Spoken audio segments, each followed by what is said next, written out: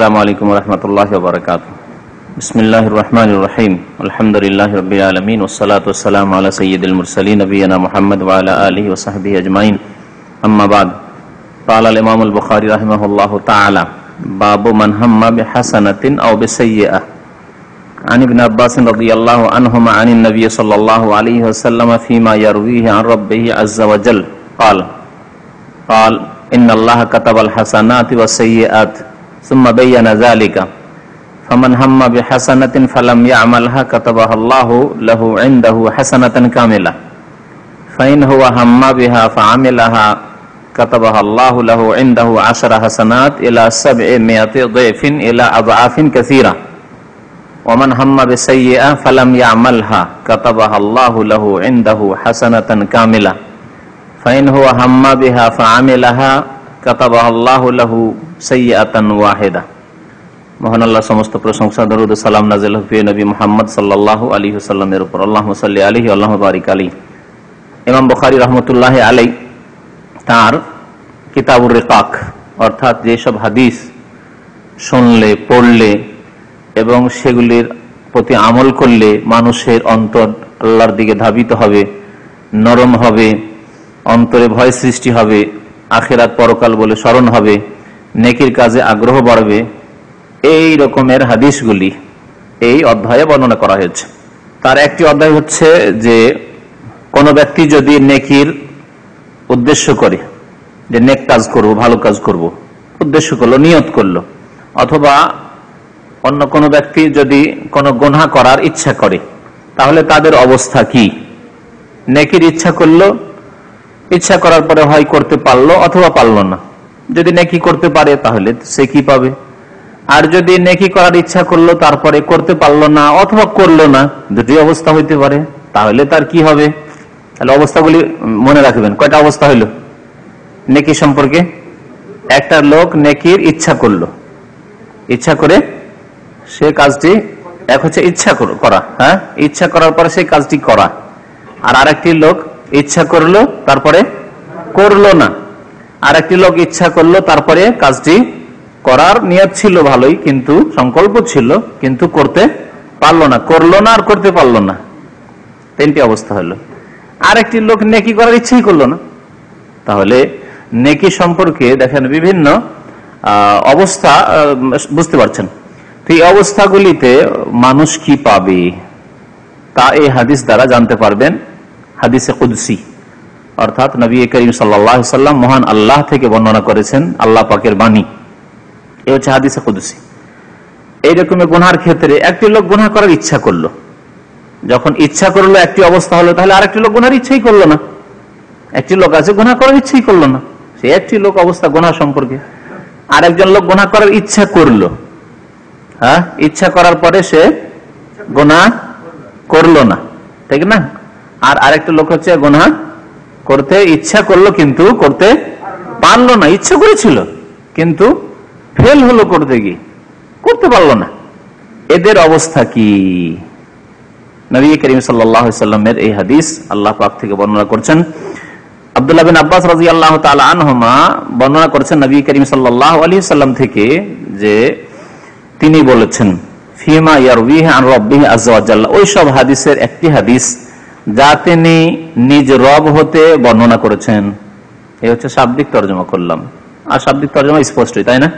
অর্থাৎ নবী করিম সাল্লাল্লাহু আলাইহি ওয়াসাল্লাম তার রব থেকে হাদিসটি বর্ণনা করেছেন, আল্লাহ পাক আযজা ওয়া জাল থেকে, মহান আল্লাহ থেকে। কাল বলছেন নবী সাল্লাল্লাহু আলাইহি ওয়াসাল্লাম যে কাল মানে আল্লাহ বলেছেন। দুইবার কালা হাদিস আছে, অর্থাৎ একবার কালা মানে আল্লাহর নবী বলেছেন, আর একবার কালা মানে আল্লাহর নবী বলছেন যে মহান আল্লাহ বলেছেন। ইন্নাল্লাহ কাতাবাল হাসানাত ওয়াস সাইয়্যাত, আল্লাহ পাক রব্বুল আলামিন মানুষের নেকি এবং গুনাহ তাকদীর লিপিতে লৌহে মাহফুজে লিখে দিয়েছেন যে এই ব্যক্তি গুনাহ করবে, এত গুনাহ করবে, এই ব্যক্তি নেকি করবে, এত নেকি করবে, এই ধরনের নেকি করবে, এই পরিমাণ নেকি করবে, এই কোয়ালিটির নেকি করবে, আল্লাহ পাক লিখে দিয়েছেন। এরকম আলোচনা শুরু হলেই মানুষের অন্তরে সংশয় শুরু হয়ে যায়, তাই না, যে আল্লাহ লিখিয়ে দিয়েছেন, তাহলে আবার ফাফিমাল আমাল। আপনাদের মনে প্রশ্ন এসছে না আসেনি? প্রশ্ন এসেছে। মানে এইরকম কথা বললেই প্রশ্ন, ধর্মীয় ক্ষেত্রে শুধু প্রশ্ন, হ্যাঁ দুনিয়ার ক্ষেত্রে প্রশ্ন উঠে। আমি যদি বলি আল্লাহ আপনার ভাগ্যে আপনি চাকরি করবেন, বেতন পাবেন না পাবেন আল্লাহ লিখে দিয়েছেন, প্রশ্ন উঠলো যে তাহলে আর কর্ম করে লাভ কি? আল্লাহ যে রিয়াল লিখেই রাখেন যে এত রিয়াল আমি ইনকাম করব, আর যদি বিদেশে চাকরি ভাগ্যে থাকে সৌদি আরবে তো চাকরি করব, হ্যাঁ এত টাকার মালিক হব, তারপরে এত রিজিক খাবো, তারপরে মরবো, ওর কমে মরবো না, ঠিক না? আল্লাহ লিখেছেন না লিখেননি? যেমন আল্লাহ কাতাবাল হাসানাত ওয়াস সাইয়্যাত নেকিও লিখেছেন, গুনাহও লিখেন, তেমন আপনার রিজিকও লিখেছেন। আপনি কত রিয়াল ডলারের মালিক হবেন তাও আল্লাহ লিখেছেন, হ্যাঁ কত ধন দৌলতের মালিক হবেন, সোনা দানার মালিক হবেন তাও আল্লাহ লিখেছেন। তাহলে কর্মের জন্য আবার বিদেশে পড়ে আছেন কেন? আপনার যদি প্রশ্ন ওঠে তাহলে ফাফিমাল আমল, তাহলে নামাজ রোজা করেই লাভ কি? তাহলে যদি আল্লাহ লিখেই রাখেন জান্নাত জাহান্নাম আর নেকি কত পরিমাণ হবে আর গুনাহ কত পরিমাণ হবে, আমল কি করব? তাহলে আমল করি না করি একটা আমার আল্লাহ তো লিখে রেখেছেন। তাহলে দুনিয়ার ক্ষেত্রেও সেই কথাই কেন বলেন না যে আর কর্ম করে লাভ কি, বিদেশে এত কষ্ট করে লাভ কি, আর পাসপোর্ট করে লাভ কি, একামা করে লাভ কি, অবস্থায় থাকবো, যা আছি তাই আছি, আরে বিবি বাচ্চার কাছে থাকবো, রিজিক যদি রিয়াল ভাগ্যে থাকে আল্লাহ তকদিরে লিখে রাখে, এত বিবির কাছে থেকেও রিয়াল পাবো। এ কথা কোনো পাগলে বলবে? পাগলও মনে হয় এরকম কথাবার্তা বলবে না, ঠিক না?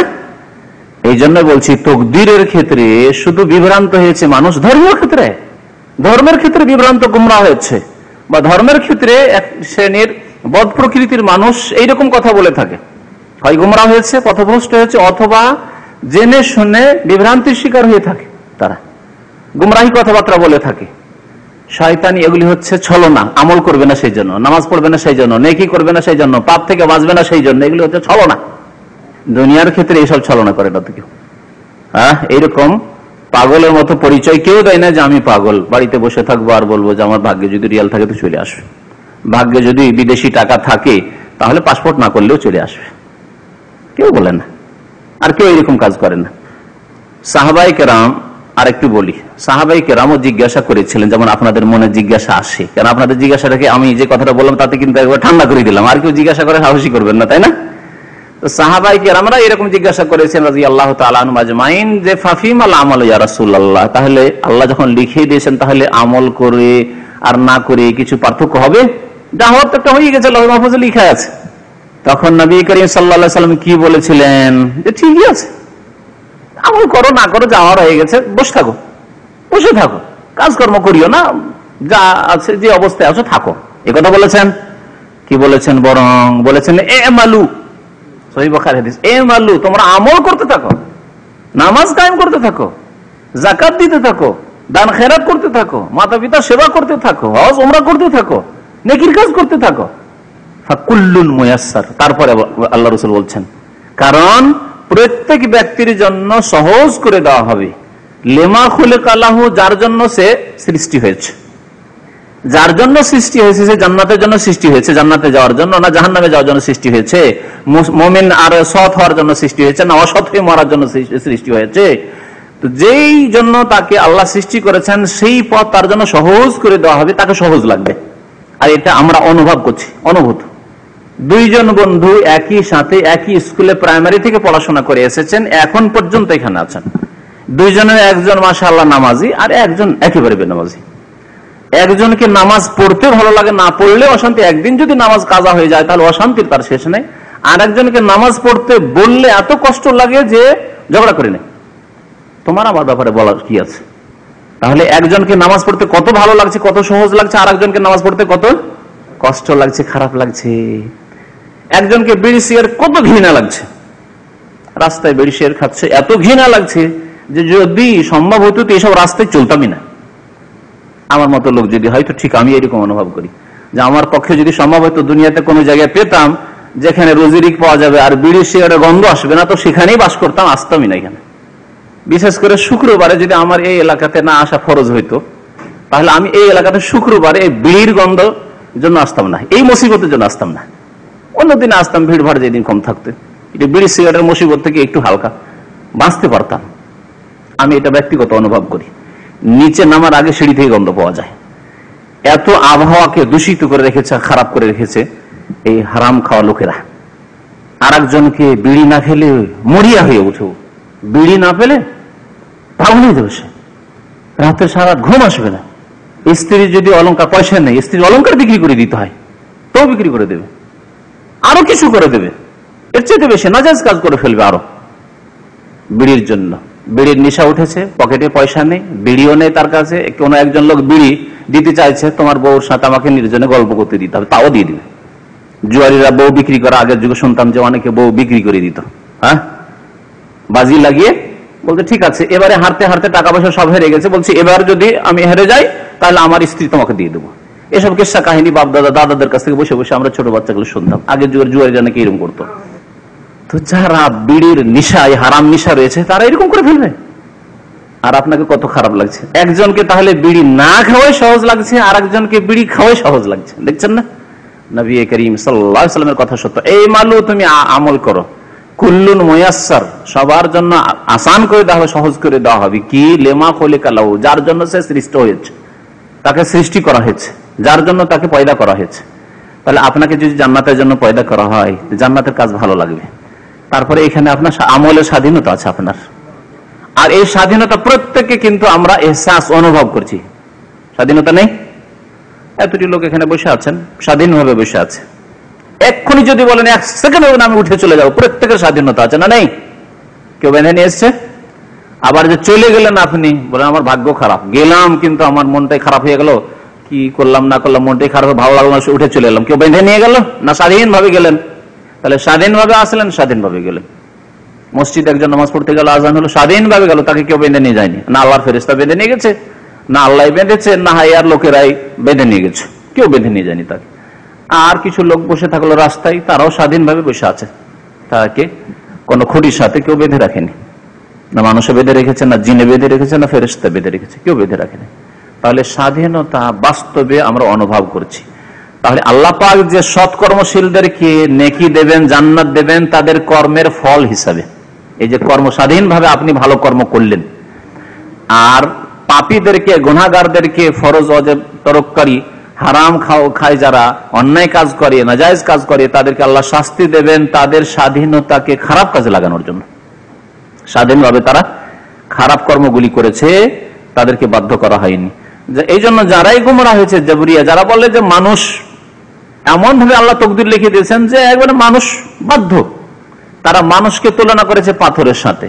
আমরা কি পাথরের মতো? ওহদ পাহাড় ওই মদিনায় আছে, যখন থেকে আল্লাহ সৃষ্টি করেছেন, আসমান জমিন পাহাড় সৃষ্টি করেছেন, আর ও মদিনায় থাকবে। যাবে কি আর কোথাও কোনোদিন? নড়ে যাবে না, বাংলাদেশ যাবে না। পক্ষান্তরে আমি আপনি আজকে দামাম আছেন, কালকে মদিনায়, আরেকদিন মক্কায়, আরেকদিন কোথায় নড়াচড়া করছেন।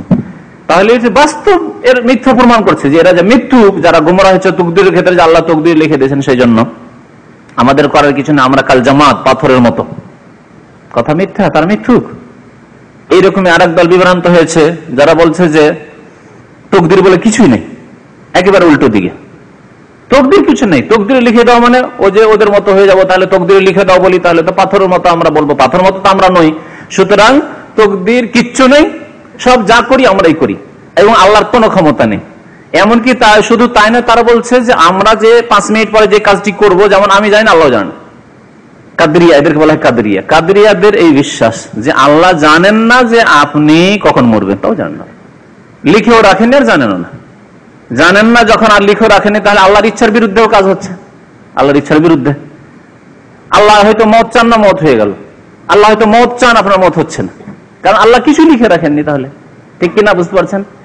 কাদিয়াদের মতবাদের খারাপ দিকগুলি দেখেন। মানুষ নিজের কর্ম নিজেই সৃষ্টি করছে, তাদের কথা। ইন্নাল আবদা খালিকুন লিআফআলিহি, বান্দা নিজের কর্মকে নিজেই সৃষ্টি করে, নিজেই সৃষ্টি করে। আহলে সুন্নাত ওয়াল জামাত মধ্যপন্থী, তারা বলছেন না, মানুষের কর্ম সৃষ্টি করেন, আল্লাহ সৃষ্টি করেন। আল্লাহু খালাকাকুম ওয়া মা তা'মালুন, আল্লাহ তোমাদেরকে সৃষ্টি করেছেন আর তোমাদের কর্মকে আল্লাহ সৃষ্টি করেন। কিন্তু বান্দার কাজ হচ্ছে কি? কাসাব, উপার্জন করা, মেহনত করা, এটি আপনার কাজ। আল্লাহ সৃষ্টি করেন, আপনি মেহনত করেন। তাহলে আপনার একটা কাজ আর আল্লাহ পাকের আর একটা কাজ। আপনি সৃষ্টি করতে পারেন না, আপনি জন্মাতে পারেন না, জি, সৃষ্টি করেন আল্লাহ, আর কর্মকারী আপনি। তাহলে এইদিকে গোমরা হয়েছে একদল জাবরিয়া, যারা বলেছে তকদির এমন করে লিখে দেওয়া হয়েছে আমরা পাথরের মতো। আর একদল গোমরা হয়েছে না, তকদির কিছু নাই, আল্লাহ কিছু জানেন না, আল্লাহ ইচ্ছাও করেন না, যা করি, যা ইচ্ছা করি আমরাই করি, আর যা হয় সৃষ্টি করি আমরাই করি। আচ্ছা, যা করি আমাদের কর্ম আমরা সৃষ্টি করি, এটি শিরকি কথা নাই? তাহলে স্রষ্টা এক, সৃষ্টিকর্তা এক থাকলেন না, এক আল্লাহ থাকলেন না, তাহলে মানুষও মানুষের কর্ম সৃষ্টি করে, তাহলে খালেকের অভাব নেই। অনেক খালেক, অনেক সৃষ্টিকর্তা, সবাই সৃষ্টিকর্তা, নিজের নিজের কর্ম নিজেই সৃষ্টি করে। এইভাবে যারা কাদরিয়া তারা মুশরিক হয়ে পড়েছে। দেখলেন কাদরিয়া কোথায় গেল? আল্লাহর নবীর তরিকা ছেড়ে দিয়ে যখনই এদিক ওদিক যাবে তখন এমন ভাবে গুমরা হবে যে টের পাবে না যে আমি কি বলছি আর কি করছি আর কোথায় গেলাম। গুমরাদের অবস্থা এরকমই হয়। তো কথা বেড়ে যাচ্ছে। আল্লাহ পাক রব্বুল আলামিন নেকি এবং গুনাহ লিখে রেখেছেন। আমি একটা উদাহরণ দিয়ে খুব সহজভাবে এই জন্য বুঝাই যে আল্লাহ পাক অতীতের কথাও যেমন জানেন, বর্তমানের কথাও জানেন, আর ভবিষ্যতের কথাও জানেন, একই সমানভাবে জানেন। আমরা আসলে অবাক হয়ে যাই যে আল্লাহ লিখে রেখেছেন, কেমন কথা হইল। এই জন্য যে আমরা আল্লাহকে মানুষের মতো সৃষ্টির মতো মনে করি। আমরা অতীতের কিছু ঘটনা জানি, বর্তমানে চোখের সামনে যেটুকু হচ্ছে জানি, কিন্তু চোখের আড়ালে কি হচ্ছে দেওয়ালের আড়ে তা জানি না, ঠিক না? আর অতীতের বহু কথাই জানি না, যা আমাদের কানে পৌঁছেনি বা চোখে দেখিনি, ঠিক না? আর ভবিষ্যতের তো কিছুই জানি না, 1 মিনিট পরে কি হবে তাও জানি না। পক্ষান্তরে আল্লাহ পাক রব্বুল আলামিন অতীত, বর্তমান, ভবিষ্যৎ, সামনে চোখের আড়ালে সবকিছু, ফায়ানুজুরা কাইফা তা'মালুন, সব জানেন। সুতরাং আল্লাহ যখন জানেন, আর আল্লাহ মানুষের জন্ম হওয়ার আগে জানেন, পৃথিবীতে আসার আগে থেকে জানেন। আল্লাহ আদম আলাইহিস সালামকে সৃষ্টি করেন তার আগে থেকেই জানেন যে আদমকে সৃষ্টি করব, আদম আলাইহিস সালামের এত সন্তান হবে, কিয়ামত পর্যন্ত এত মানুষ জন্মাবে, তার মধ্যে এত হিন্দু হবে, এত ইহুদি, এত খ্রিস্টান হবে, এত মুসলমান হবে, মুসলমানদের মধ্যে এত বিদাতি হবে, এত বিনামাজি, এত নামাজি হবে, এত সংখ্যায় জান্নাতি হবে, সব আল্লাহ জানেন ভবিষ্যতের। তার মধ্যে অমুকের বাড়িতে 5টা ছেলে হবে, তার মধ্যে 3 জন নামাজি হবে, আব্দুল্লাহ নামাজি হবে, আব্দুর রহমান নামাজি হবে, আর আব্দুল খালেক বেনামাজি হবে, ইত্যাদি আল্লাহ সব জানেন। ফাসিক হবে, গুনাহগার হবে, তাই জাহান্নামে যাবে, অমুক অমুক জান্নাতে যাবে, সব আল্লাহ জানেন। তাই আল্লাহ পাক তার এই ওয়াসি প্রশস্ত ইলমের ভিত্তিতে, ওয়াসিয়া কি আছে না, হ্যাঁ, কুল্লা শাইইন ইলমা, আহসান্ত, ওয়াসিয়া কুল্লা শাইইন ইলমা। আল্লাহ পাক রব্বুল আলামিনের ইলম সবকিছুকেই ঘিরে আছে, পরিব্যাপ্ত। ওয়াসিয়া, সমস্ত ইলম আল্লাহ পাক রব্বুল আলামিনের কাছে রয়েছে। তো আল্লাহ পাক তার এই ইলম দ্বারা সবকিছু আল্লাহ জানেন, নেকি এবং গুনাহ লিখে রেখেছেন। সুম্মা বায়ানা যালিকা, তারপরে এই গুনাহ এবং নেকির সম্পর্কে একটি কথা বর্ণনা করলেন নবী করিম সাল্লাল্লাহু আলাইহি ওয়াসাল্লাম, যে আল্লাহ পাক এই কথা বলেছেন কি, ফামান হাম্মা বিহাসানাতিন, নেকির যে ইচ্ছা করলো, আগে বলেছি না যে নেকির ইচ্ছা সম্পর্কে, একজন নেকির ইচ্ছা করলো, তাহলে যে নেকির ইচ্ছা না করবে, ইচ্ছাই করলো না নেকি, তো কিছু পাবে? প্রশ্ন ওঠে না। একজন নেকির ইচ্ছাই করেনি তাহলে কিছুই পাবে না। নামাজের উদাহরণ দিই, এশার নামাজের সময় এলো, অক্ত এলো, একজন লোক এশার নামাজ পড়ার ইচ্ছাই করলো না, নেকি পাবে? নেকি পাবে না। গুনাহ পাবে? হ্যাঁ, ফরজ ছাড়লো সেজন্য গুনাহ পাবে। আরেকজন লোক নেকির ইচ্ছা করলো, ফামান হাম্মা বিহাসানাতিন, ফরজ হোক আর নফল হোক, নেকির ইচ্ছা করলো, ফালাম ইয়ামালহা, সেই আমল করলো না, সে আমল করলো না। নেকির ইচ্ছা করলো তারপরে করলো না। এই লাম ইয়ামালহার 2টি অর্থ, একটা হচ্ছে করলো না, আর এটা হচ্ছে করতে পারলো না। 2টি অর্থ হয়, আরবিতে 2টি অর্থ হয়। আর 2 অবস্থাতে 2 রকম কিন্তু উত্তর হবে, একরকম উত্তর হবে না, একরকম ফল হবে না, রেজাল্ট একরকম নয়। একজন লোক নেকির ইচ্ছা করলো আর তারপরে নেকি করলো না, ফালাম ইয়ামালহা। নবী সাল্লাল্লাহু আলাইহি ওয়াসাল্লাম যে হাদিসে বলেছেন সেখানে কিন্তু নফল সম্পর্কে বলেছেন, কারণ ফরজ সম্পর্কে কথা হতেই পারে না যে নেকির ইচ্ছা করলো অথচ করতে পারলো না। ফরজের ক্ষেত্রে করতে পারলো না, চলবে? কিছু কিছু ক্ষেত্রে চলতে পারে, কিছু কিছু ক্ষেত্রে চলবে, যেটা একেবারে করতে পারলো না। যেমন আপনাকে উদাহরণ দিয়ে বুঝায়, করতে পারলো না ব্যাপারটি বুঝায়। নামাজ পড়া ফরজ, ঠিক না? নামাজ জামাতে পড়া অধিকাংশ আলেমদের নিকটে ফরজ, সেটাও ফরজ ওয়াজিব একই জিনিস, তবে কিছু আলেমদের নিকটে সুন্নাত, সেটা আলাদা কথা। কিন্তু সহি হচ্ছে যে নবী করিম সাল্লাল্লাহু আলাইহি ওয়াসাল্লামের হাদিস দ্বারা বোঝা যায়, এবং কোরআনে কারীম আল্লাহ বলেছেন ওয়ারকাউ মা'আর রাকিন, রুকুকারীদের সাথে, নামাজীদের সাথে নামাজ পড়ো। এবং নবী করিম সাল্লাল্লাহু আলাইহি ওয়াসাল্লাম যারা মসজিদে নামাজ পড়তে যায় না, মুনাফিক, তাদের বাড়ি ঘর জ্বালিয়ে দেওয়ার ইচ্ছা করেছেন। বহু এরকম দলিল রয়েছে। এক অন্ধ নেকি যে আশা করেছিলেন যে জামাতের নেকি পাবো, আল্লাহ নবী বলেন আজান শুনতে পাচ্ছ তো মসজিদে আসো। এইসব হাদিস জানা আছে অনেকেরই, আপনাদের জানা আছে। তাহলে জামাত সহকারে নামাজ পড়া ফরজ।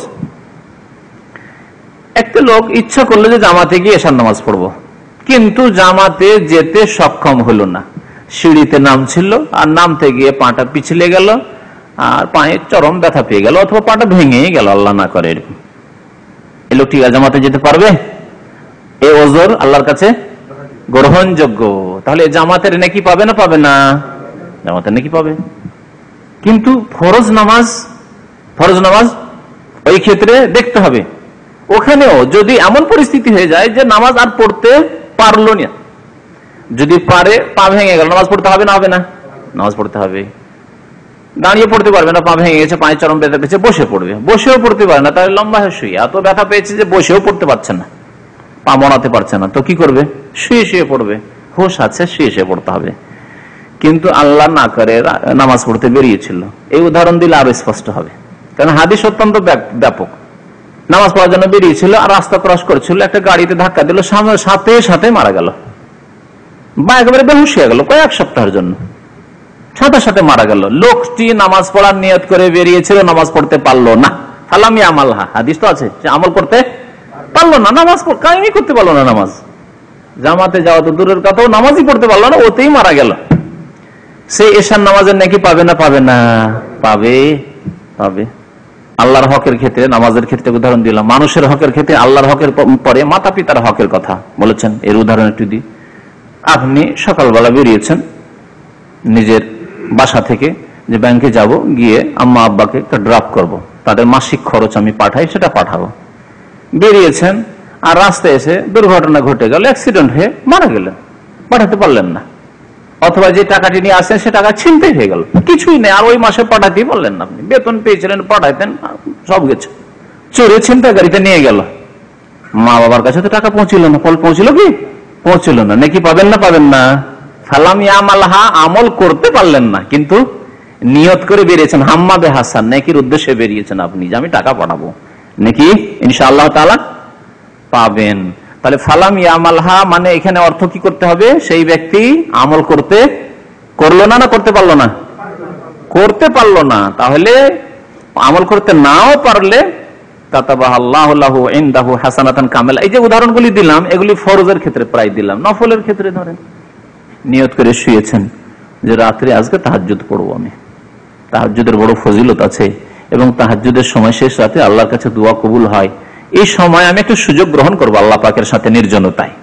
নিয়ত করে বেতনটা রাখলেন, আর বড় ভালো নিয়ত ছিল, আর ঘড়িও লাগালেন, যা চেষ্টা করতে হয় করলেন, কিন্তু ঘুম ভাঙলো না, ঘুম ভাঙলো, ফজর আল্লাহু আকবার আজান হয়েছে, জাগলেন, তারপরে তাহাজ্জুদ পড়লেন না, না পড়তে পারলেন না? পারলেন না। এই তাহাজ্জুদের নাকি পাবেন না পাবেন না? পাবেন। নফলের ক্ষেত্রে উদাহরণ হয়ে গেল, নফল রোজা রাখার ইচ্ছা করেছিলেন, কালকে রোজা রাখবেন, যদিও শনিবারে খাস করে রোজা রাখা চলবে না, শনিবারের সাথে এদিক সেদিক আগে পরে রোজা রাখতে হবে, সোমবারে রোজা রাখবেন, সাহারি খেতে পারলেন না, আর কাজ মেহনতের কাজটা তো করার ইচ্ছা ছিল, কিন্তু রোজা রাখতে পারলেন না, সাহারি না খেয়ে আর পানি না খেয়ে রোজা রাখা আপনার মুশকিল, ভারী কাজ, রোদের কাজ বা দিন বড়, তাহলে আল্লাহ আপনাকে নেকি দেবেন, মাহরুম করবেন না একেবারে। বলছেন কি আল্লাহ পাক, কাতাবাহাল্লাহু লাহু, তিনি আল্লাহ পাক তার কাছে লিখে রাখবেন, ইনদাহু তার নিকটে, হাসানাতান কি কামিলা, একটি পুরা নেকি লিখে রাখবেন।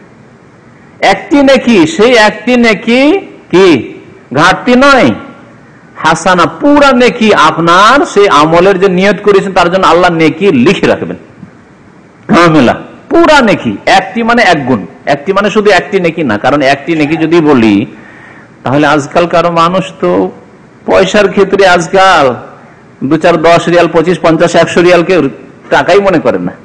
তাহলে এক নেকি যদি বলা হয়, এক নেকি না, এখানে বলা হচ্ছে যতটা নেকি আছে এক গুণ নেকি, এক গুণ নেকি। আপনি নিয়ত করেছিলেন তাহাজ্জুদে যে এক গুণ নেকি হয়, সেই এক গুণ নেকি পাবেন, পূর্ণ নেকি।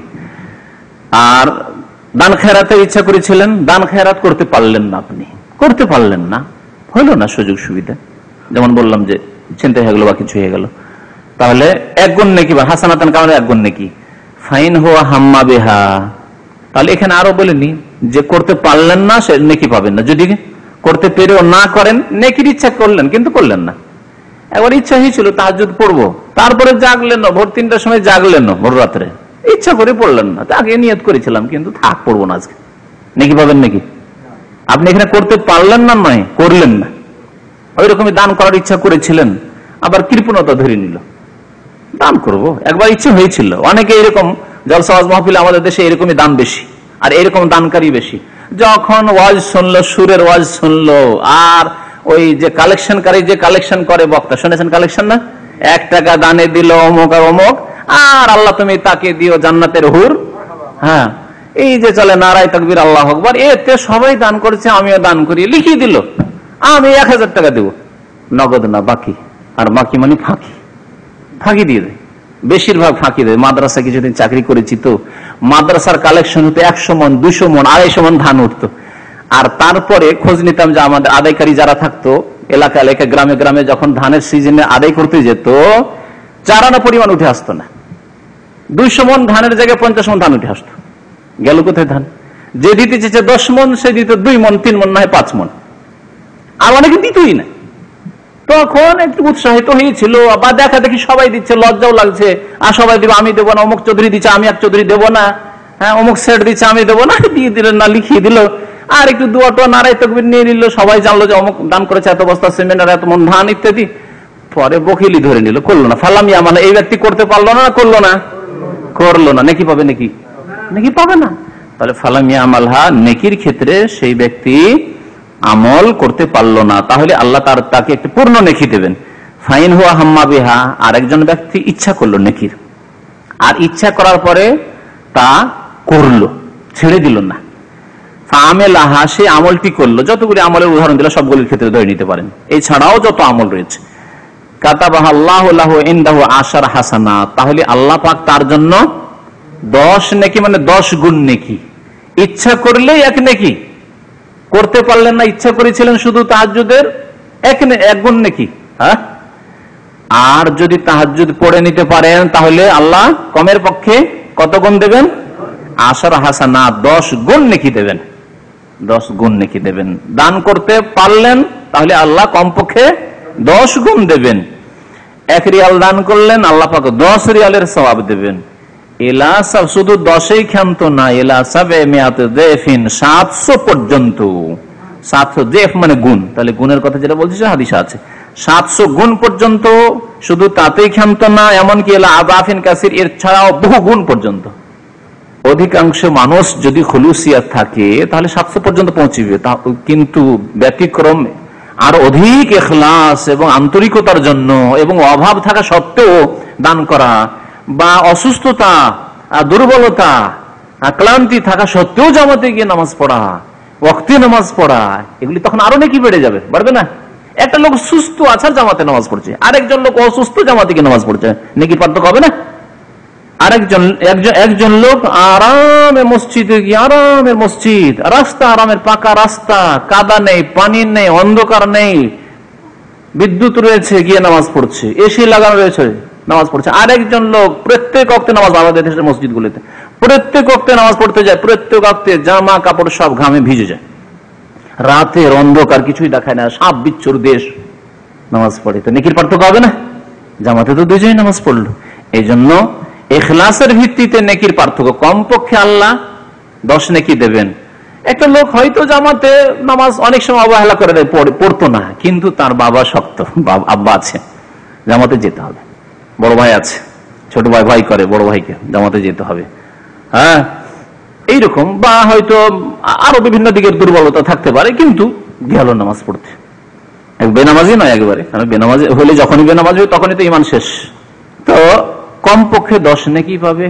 নেকি করলে, বখিলির সাথে দান করলেন, কিন্তু চিন্তা করছেন এত টাকা দান করে দিলাম, এই টাকাটা থাকলে কাজে আসতো, নেকি দেবে না? নেকি আল্লাহ দেবেন, কিন্তু এই যে বখিলি, তার জন্য আল্লাহ 10 গুণ দেবেন।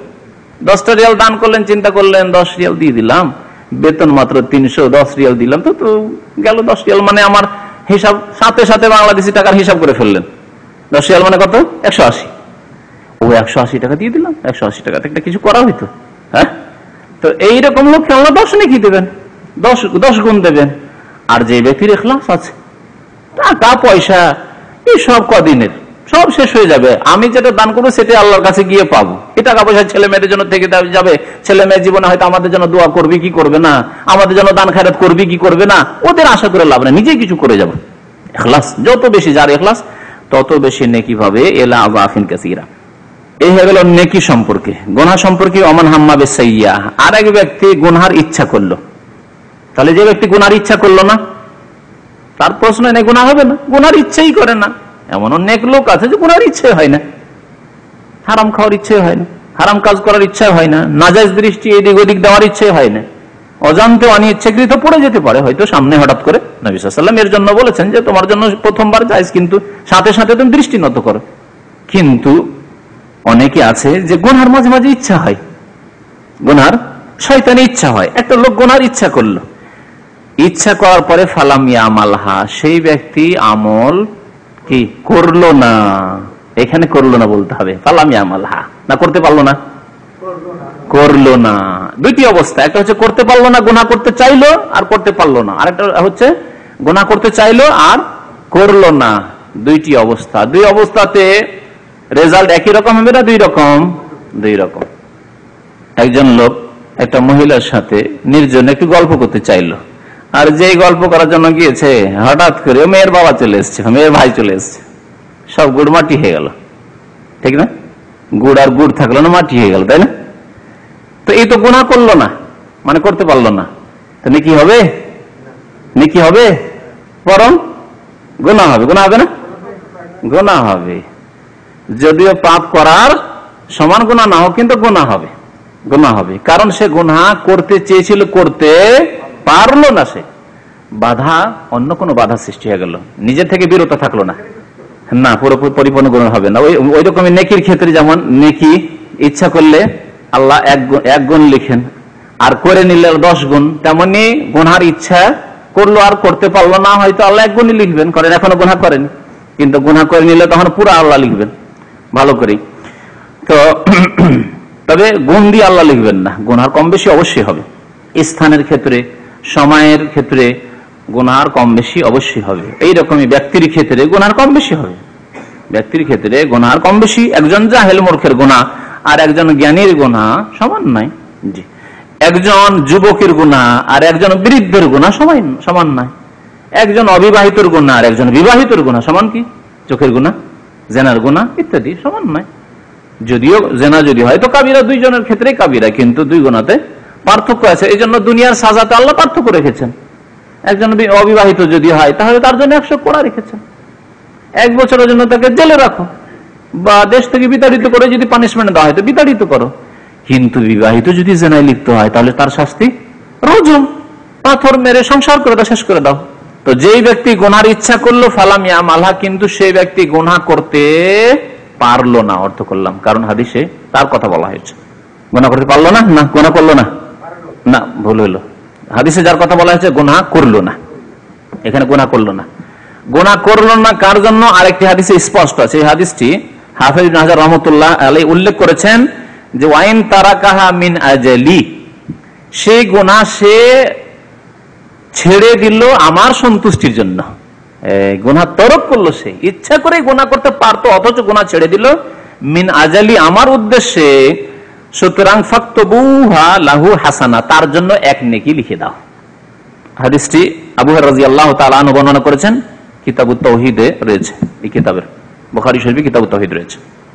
তো দেখেন এখানে তাহলে এই হাদিস ব্যাখ্যা করলো, এই হাদিসের কি, যে এক ব্যক্তি গুনার ইচ্ছা করলো আর তারপরে সে গুনাহ আল্লাহর সন্তুষ্টির জন্য ছেড়ে দিল, অর্থাৎ গুনাহ করলো না, তাহলে আল্লাহ কি করেন? কাতাবাহা আল্লাহু লাহু ইনদাহু হাসানাতান কামিলা, আল্লাহ তার জন্য পূর্ণ নেকি লিখে দেন। গুনাহ যে আল্লাহ সন্তুষ্টির জন্য করলো না, সেই জন্য আল্লাহ তার জন্য নেকি লিখে দেন। তাহলে সেই ব্যক্তি গুনাহ করতে সক্ষম ছিল না অক্ষম? সক্ষম ছিল, সুযোগ ছিল, তারপরও না করব না, আল্লাহর ভয় হয়ে গেছে। প্রথম দিকে শয়তানে এরকম ওয়াসওয়াসা দিয়েছিল, কুমন্ত্রণা দিয়েছিল, পরে গুনাহ না, এই কাজ করব না। যে কোনো ক্ষেত্রে হোক, এটা কারো মোবাইল দেখলেন, প্রথম নিয়ে নেওয়ার ইচ্ছা হলো যে বলবো না, থাক, পরে চিন্তা করলেন যে না, এটা অন্যায় কাজ হয়, আস্তাগফিরুল্লাহ, আমি রাখবো না, দিয়ে দিলাম।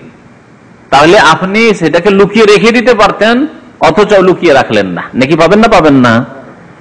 কিন্তু আরেকজন লোক মোবাইলটা রেখেছিল, তারপরে দেখলো যে দেখে নিল, বা ওর সাথে বন্ধুতে জেনে নিয়েছে, যদি এখন লুকিয়ে রাখি তো আমার অসুবিধা আছে, সেই জন্য বলে ভাই আপনার মোবাইলটা পেয়েছি, নিয়ে নেন, বলতো না, কিন্তু নাকি পাবে, নাকি পাবে না, সে বাধ্য হয়ে দিল। তাহলে এই অবস্থা যখন বর্ণনা করা হলো, আরেকটি অবস্থার কথা বলি। একজন লোক গুনার ইচ্ছা করলো আর গুনাহ করতে পারলো না, গুনাহ করার জন্য গিয়েছিল, যেমন একটু আগে বললাম উদাহরণটি, গুনাহ করার জন্য গিয়েছিল আর তারপরে ফেল হয়ে গেল। চুরি করার জন্য গিয়েছিল, কিন্তু বাড়িওয়ালা জেগে গেল, আর চুরি করার সুযোগ পেল না।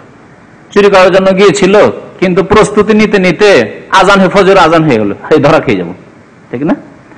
তো এই রকমের যে কোনো অবস্থায় সৃষ্টি হয়ে যাক না কেন, জেনার ক্ষেত্রে হোক, মদ খাওয়ার ক্ষেত্রে হোক, অন্য কোনো হারাম কাজের ক্ষেত্রে হোক, তাহলে ওমান হাম্মা বিহাসা, যে ব্যক্তি গুনার ইচ্ছা করলো তারপরে গুনাহ করতে পারলো না, তার জন্য আল্লাহ নাকি লিখবেন না, বরং গুনাহ লিখবেন, তার খারাপ অসৎ ইচ্ছার জন্য গুনাহ লিখবেন। ফাইন হুয়া হাম্মা বিহা, গুনার ইচ্ছাও করলো, ফাআমিলাহ, তারপর গুনাহ করে ফেললো, গুনার ইচ্ছা করে গুনাহ করে ফেললো, কাতাবাহা আল্লাহু লাহু সাইয়্যাতান ওয়াহিদা, তাহলে আল্লাহ কি লিখবেন? গুনার ক্ষেত্রে 10 গুণ দেবেন না, 700 তো দূরের কথা, আর 700-র বেশি 1000 2000 তো দূরের কথা, ইলা আযাফিন কাসীর ওইসব তো নাই, 10 গুণও লিখবেন না আল্লাহ, 5 গুণও লিখবেন না। আল্লাহ কত আরহামুর রাহিমিন, কত দয়াবান আল্লাহ পাক রব্বুল আলামিন। গুনাহ করেছেন একটা, আল্লাহ 1 গুণ লিখবেন, 1 গুণের বেশি না। যতটা গুনাহ হয় একটা গুনাহ, ততটাই গুনাহ আল্লাহ পাক রব্বুল আলামিন লিখবেন। এই জন্য নবী সাল্লাল্লাহু আলাইহি ওয়াসাল্লামের হাদিসে রয়েছে, সেটিও হাদিসে কুদসি, আল্লাহ বলছেন ইন্না রাহমাতি সাবাকাত আলা গাযাবি, নিশ্চয় আমার রহমত আমার গজব আমার ক্রোধ চাইতে অতিক্রম করেছে, ক্রোধের চাইতে অতিক্রম করেছে। ইন্না রাহমাতি, নিশ্চয় আমার রহমত, আল্লাহ বলছেন আমার রহমত আমার গজব বা আমার ক্রোধ চাইতে অতিক্রম করেছে, মানে ক্রোধকে আমি পিছনে ছেড়ে দেবো, ক্রোধকে পরাজিত করব। ক্রোধ হচ্ছে, রাগ হচ্ছে, আর তার সাথে আল্লাহর রহমত হচ্ছে, রহমত জয়ী হয়ে যাবে ক্রোধের তুলনায় কাল কিয়ামতে। এই জন্য গুনাহগারদের ক্ষেত্রে এইরকমই হবে, যদি সে মুসলিম নামাজি হয়। আল্লাহর ক্রোধ গজবও হবে গুনাহগারদের ক্ষেত্রে, যারা কাবিরা গুনাহার অবস্থায় মরেছে, কিন্তু আল্লাহর রহমত হবে, রহমত হয়, শাফাআত হবে, হয়তো বিনা শাস্তিতে, কবরের শাস্তি যা হয়েছিল তা দিয়ে বিনা শাস্তিতে জান্নাত চলে যেতে পারে, অথবা কিছুদিন শাস্তি পেলেও রহমত যেহেতু জয়ী হবে, সেজন্য জাহান্নাম থেকে উঠবে, জাহান্নাম থেকে উঠবে, জান্নাতে যাবে। তারপর অধ্যায় হচ্ছে ক্ষুদ্র গুনাহ, বাবু মা ইউত্তাকা মিন মুহাক্কিরাতিজ যুনুব, ছোটখাটো গুনাহ, ক্ষুদ্র গুনাহ থেকে বেঁচে থাকা উচিত। ছোট গুনাহকে ছোট মনে করা উচিত নয়। যারা সৎ হতে চায়, নেক হতে চায়, তাদেরকে ক্ষুদ্র থেকে ক্ষুদ্র গুনাহ সম্পর্কে অনুভূতি থাকতে হবে। আজকাল আমাদের অনুভূতি হ্রাস পেয়েছে, সুতরাং বড় বড় গুনাহকে আমরা গুনাহ মনে করি না। আজকাল অধিকাংশ মুসলিম নামাজি অনেক দাড়িওয়ালা মানুষ মহিলার খবর দেখা, টিভিতে খবর দেখাকে গুনাহ মনে করেন, করে পত্রিকাগুলিতে বা ম্যাগাজিনে যে মহিলার ছবি আছে এগুলি দেখা, তারপরে সপ্তাহে কোনো একদিন যে পত্রিকাগুলি আসে, সপ্তাহে একদিন ফিল্ম স্টার, ওই নায়ক নায়িকাদের ছবিগুলি থাকে না, ওইগুলি দেখাকে কোনো আইব মনে করে না, আর কোনো গুনাহ মনে করে না। পত্রিকা পড়ছে ওই দিকে তাকাচ্ছে, পত্রিকা পড়ছে মহিলার ছবির দিকে তাকাচ্ছে। রাস্তাঘাটে মহিলা যাচ্ছে, চেহারা খুলে না হয় যাচ্ছে, কোনো বেহায়াত মানুষ বা পর্দা করে না চেহারা, সেজন্য ও তাকাটাকে কোনো গুনাহ মনে করেন, চেহারা খুলে আছে মনে হচ্ছে ওর জন্য হালাল। এই দিক থেকে শুরু করলো হ্যাঁ, এগুলিকে ওই সামনে পড়ে তো নবী সাল্লাল্লাহু আলাইহি ওয়াসাল্লাম বলেছেন লা তুতবিন নাজরাতান নাজরাতা, হঠাৎ করে যখন নজর পড়ে গেল তখন তুমি দৃষ্টি নত করে নাও, বারবার দেখিও না, আর উঠিয়ে চট করে। কিন্তু এই কথা নয় যে একবার দেখেছি তো থাকে, একবার তো আল্লাহ নবী জায়েজ করেছেন, কিন্তু জাহিল লোকের আছে এরকম বলে যে একবার তো জায়েজ। হ্যাঁ বলেন, খবর দেখা ফরজ না সুন্নত না মুস্তাহাব বলেন? বাংলাদেশে আজকে 10টা লোক মারা গেছে, এটা জেনে আপনার লাভ কি? বাংলাদেশে 2টো বাস অ্যাক্সিডেন্ট হয়েছে মনে করে, কি লাভ আপনার? আপনাকে না এইসব খবর শুনে আপনাকে গদিতে নিয়ে গিয়ে বসাবে, কি লাভ? এতটুকু যথেষ্ট যে মুসলিম ভাইরা কেমন আছেন আমার সারা বিশ্বে, শুধু বাংলাদেশে না, সারা বিশ্বের মুসলিম ভাইরা কেমন আছেন, এর জন্য মেলা রাস্তা আছে। রেডিওর খবর, আজ পর্যন্ত রেডিওর খবর নেই। ইসলামী চ্যানেলে মহিলা যদি খবর পড়ে হারাম, ইসলামী নাম দিয়ে দিলে হবে নাকি? কেউ যদি ইসলামী মদ নাম রেখে দেয় তো জায়েজ হয়ে যাবে? ইসলামী ইন্স্যুরেন্স আজকাল হয়েছে, জায়েজ হয়ে যাবে নাকি? ইন্স্যুরেন্স জুয়া, ইসলামী ইন্স্যুরেন্স করতে গেলে ইসলামী নাম দিলে হয় না। ইসলামী টিভি, ইসলামী চ্যানেল, আর মহিলা খবর পড়ছে, মহিলা ওয়াজ করছে। আরে মহিলা ওয়াজ করছে আজকাল বাংলাদেশে শুরু হয়েছে কিনা, পাকিস্তানে তো মাশাআল্লাহ বেশ উন্নতি করেছে। হ্যাঁ, মহিলা ইসলামী বক্তব্য করছে, আর পুরুষরা বসে বসে দেখছে। কাপুরুষরা দেখছে যে হায় রে, আমরা এর মতো হইতে পারলাম না, হ্যাঁ ই মৌলানা হয়ে গেছে, মহিলা মৌলানা হয়ে গেল, আমরাই মৌলানা হইতে পারলাম না। এই এক ফিতনা, কিয়ামতের আগে এক ফিতনা, মহিলাদের ফিতনা, যে ইসলামিক স্টেজে এসে মহিলারা বক্তব্য করবে। আর পুরুষদের আর কেউ বক্তব্য শুনছে না, কারণ পুরুষদের আওয়াজ দেখেন, আমার আওয়াজ কর্কশ আওয়াজ। এখানে যদি একজন মহিলা আওয়াজ করতো তাহলে ওই পিছনের লোকেরা এইরকম করে থাকতেন, এই করে থাকতেন, ঠিক না? আর আওয়াজ শুনতে কি মজা লাগতো। তা শোনেন, ছোট খাটো গুনাহকে গুনাহ মনে করতে হবে, তাহলেই বাঁচতে পারবেন। এই জন্য এক কবি বলেছেন যে লা তাহকিরান্না সাগীরা, ছোট গুনাহকে তোমরা তুচ্ছ মনে করিও না। ফাইনাল জিবালা মিনাল হাসা, যে কোনো পাহাড় তৈরি হয়েছে ছোট ক্ষুদ্র ক্ষুদ্র কঙ্কর দিয়ে, পাথর দিয়ে তৈরি হয়েছে। তো আপনারা ছোট ছোট প্রতিদিন একবার করে মহিলার খবর শুনছেন, প্রতিদিন মহিলার দিকে 2বার 10বার তাকাচ্ছেন, রাস্তাতে শিকড় দিকে যাচ্ছেন, লেডিজ মার্কেটে একবার একটা চক্কর দিচ্ছেন, আর 2-4-10টা মহিলাকে নজরে পড়ছে। এই করে ওই প্রতিদিনের ওই 10টা করে ছোট গুনাহ সাগীরাই হইলো। কিন্তু এই 10টা করে হিসাব করলে 30-10 কত হইল? 300 গুনাহ। 30-10 300 গুনাহ, 10টা করে ডেলি গুনাহ হইল। হ্যাঁ, ওই সাগীরা যদি সর্বদাই করে, আহলে সুন্নাত ওয়াল জামাতের আকীদা যে যেই গুনাহের জন্য আল্লাহ শাস্তির কথা বলেছেন, অথবা যে গুনাহ করলে ফাসিক বলেছেন, যে গুনাহের জন্য দুনিয়া আখিরাতের কোনো গজবের কথা বা আযাবের কথা বলা হয়েছে, সেগুলি তো কাবিরা। আর ছোটখাটো যেগুলো গুনাহ, যেগুলো এরকম করে শাস্তির কথা বলা হয়নি, আল্লাহ গজবের কথা বলা হয়নি, কিন্তু গুনাহ বলা হয়েছে না জায়েজ, ওগুলি যদি অহরহ করে তার নামও কাবিরা। জি, মাঝে মাঝে কোনদিন হয়ে গেল সেটা সাগীরা, কিন্তু অহরহ যদি হইতে থাকে, যেমন বললাম দুনিয়া 2-4-10 বার এরকম হচ্ছে, আপনার নেশা হয়ে গেছে আপনার টিভির খবর শুনতে হবে, তাহলে এটি ডেলি ডেলি সাগীরা কাবিরা হয়ে যাবে কয়েকদিনে। কিন্তু সপ্তাহে মাসে একবার কখনো এইরকম, শয়তান সবাই টিভির খবর শুনছে, আমি একদিন শুনেও দেখি দেশের অবস্থা কি, একটু শুনেও দেখি, একবার সপ্তাহে মাসে একবার কোন সময় হয়ে গেল তো সাগীরা। তো শুনেন আনাস রাদিয়াল্লাহু তাআলা আনহু কি বলছেন, কাল বলছেন ইন্নাকুম লাতা'মালুনা আমালান, তোমরা এমন কিছু আমল করো, হিয়া আদাক্কু ফি আয়ুনিকুম মিনাশ শারি, তোমাদের কাছে এগুলি তোমাদের চুল চাইতেও তোমাদের নজরে সরু বা চিকন। সরু, এই যে মানুষের চুল আছে, এই চুলের চাইতেও বেশি, আদাক দাকিকের ইসম তাফজিলের সেটা, ইসম তাফজিল আদাক। তো চুলের চাইতেও বেশি চিকন মনে করো তোমাদের এই আমলগুলিকে, মানে গুনাহগুলিকে, মানে হালকা মনে করো। চুলের কোনো ওজন আছে, একটা চুল পড়ে গেছে, দেখতে পাচ্ছেন না হয়তো, হালকা, ওই রকমই হালকা মনে করেন কিছু গুনাহ। তোমরা সম্বোধন করছেন কাকে, কোন লোকগুলিকে? তাবেঈনদেরকে। আনাস রাদিয়াল্লাহু তাআলা যখন বলছেন, তাহলে বর্ণনা করছেন তাবেঈনদেরকে, তার ছাত্রদেরকে, তাবেঈনদেরকে বলছেন। সাহাবায়ে কেরাম তো তার সমকক্ষ, সমতুল্য, তাদেরকে ওই কথা বলবেন কেন? তো বলছেন যে তোমরা এমন কিছু আমল করো, কিছু গুনাহ করো, যেগুলি তোমাদের নজরে চুলের চাইতে বেশি সরু, মানে হালকা, অথচ এগুলি গুনার কাজ। আর আমরা আল্লাহ নবীর জামানায় সেগুলিকে কি মনে করতাম? ইন কুন্না লানাউদ্দুহা আলা আহদিন নবী সাল্লাল্লাহু আলাইহি ওয়াসাল্লাম মুবিকাত, সেগুলিকে আমরা নিঃসন্দেহে নবী সাল্লাল্লাহু আলাইহি ওয়াসাল্লামের জামানায় ধ্বংসকারী মনে করতাম, ধ্বংসকারী মনে করতাম। তোমরা কোন মহিলার সাথে কেমন আছেন, ভালো আছেন, তাই না, এটাকে মনে করলে যে হালকা, এমন কি টিভির খবর দেখা, মহিলার ছবি দেখা, মাইনে ব্যাগের ছবি নিয়ে থাকা, তারপরে আপনার ওই আপনার বাড়িতে বিয়ে হয়েছে, বিয়ের অনুষ্ঠানের ছবি নিয়ে এসে, ওই অনুষ্ঠান নিয়ে এসে সিডিতে করে বাড়িতে নিয়ে এসে লোকজনকে শোনানো, দেখানো, এই আমার এটা হচ্ছে মা, এটা আমার খালা, ওইটা আমার বোন, বড় বোন, বড় আপা, এটা আমার ছোট বোন, বিয়ে হয়নি এখনো, কাস্টমার জোগাড় করছেন, লোকজনকে দেখে যে ছোট বোনটা আমার বিয়ে হয়নি দেখাচ্ছেন। এগুলোকে হালকা মনে করছেন, এমন কোন ব্যাপারই না। হ্যাঁ, আজকাল দাড়ি মুন্ডাটা কোনো ভারী গুনাহ মনে করা হচ্ছে নাকি? কোনো গুনাহ না। আরে আজকাল মুসলমানদের কাছে কোনো গুনাহ না। যদি কোন মিশরীকে বলে দেন মুশকিল না, কুল্লুনা মুসলিমিন মা মুশকিল, হাযা হাইনি মা মুশকিল না, বাসিত হাযা মা বিষয়, এমন কিছু না, নো ফ্যাক্টর, কোনো কিছু না।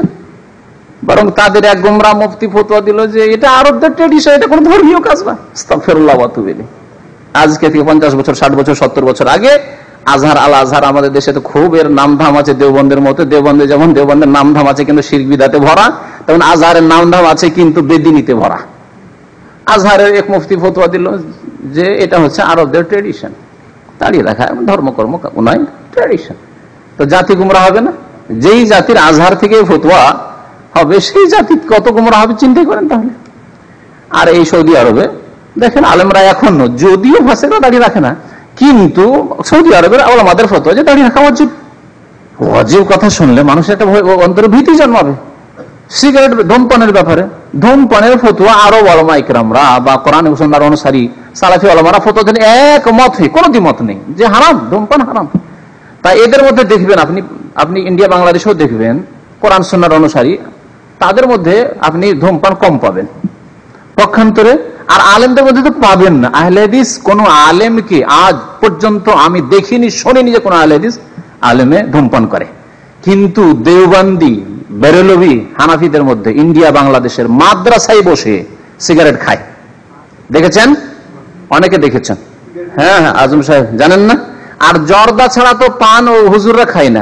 আজম সাহেব মাদ্রাসা দেখেছেন, দেখেন মাথা ঝোঁকাচ্ছে, দেখেন পীরেরা, প্রায় পীর শুধু পান না, কি বললো পান, ধূমপান করে। গাঁজা পর্যন্ত, গাঁজাটা একটু বাদ দিলাম, ধূমপান করে। আমার এলাকায় এক পীর, তার নাম হচ্ছে ফখরুদ্দিন, ছোট কালকার কথা বলছি, তো তার এলাকার এক পীরের মুরিদ, সে বলছে আমার পীর সাহেব যখন এলাকায় আসে তখন রাত্রে তাকে 3 প্যাকেট সিগারেট দিতে হয়। আজকে থেকে 25 বছর আগের কথা বলছি, সেই কালকার শোনা। কোন আহলে হাদিস আলেমের প্রশ্নে উঠে না, সাধারণ একটা মৌলবী প্রশ্নে উঠতে পারে না যে সিগারেট খাবে, বিড়ি খাবে। তাহলে যাদের কাছে ফতুয়া হারাম, তাদের একটা ভয় আছে যে হারাম খাবো, হারাম খেয়ে মরবো।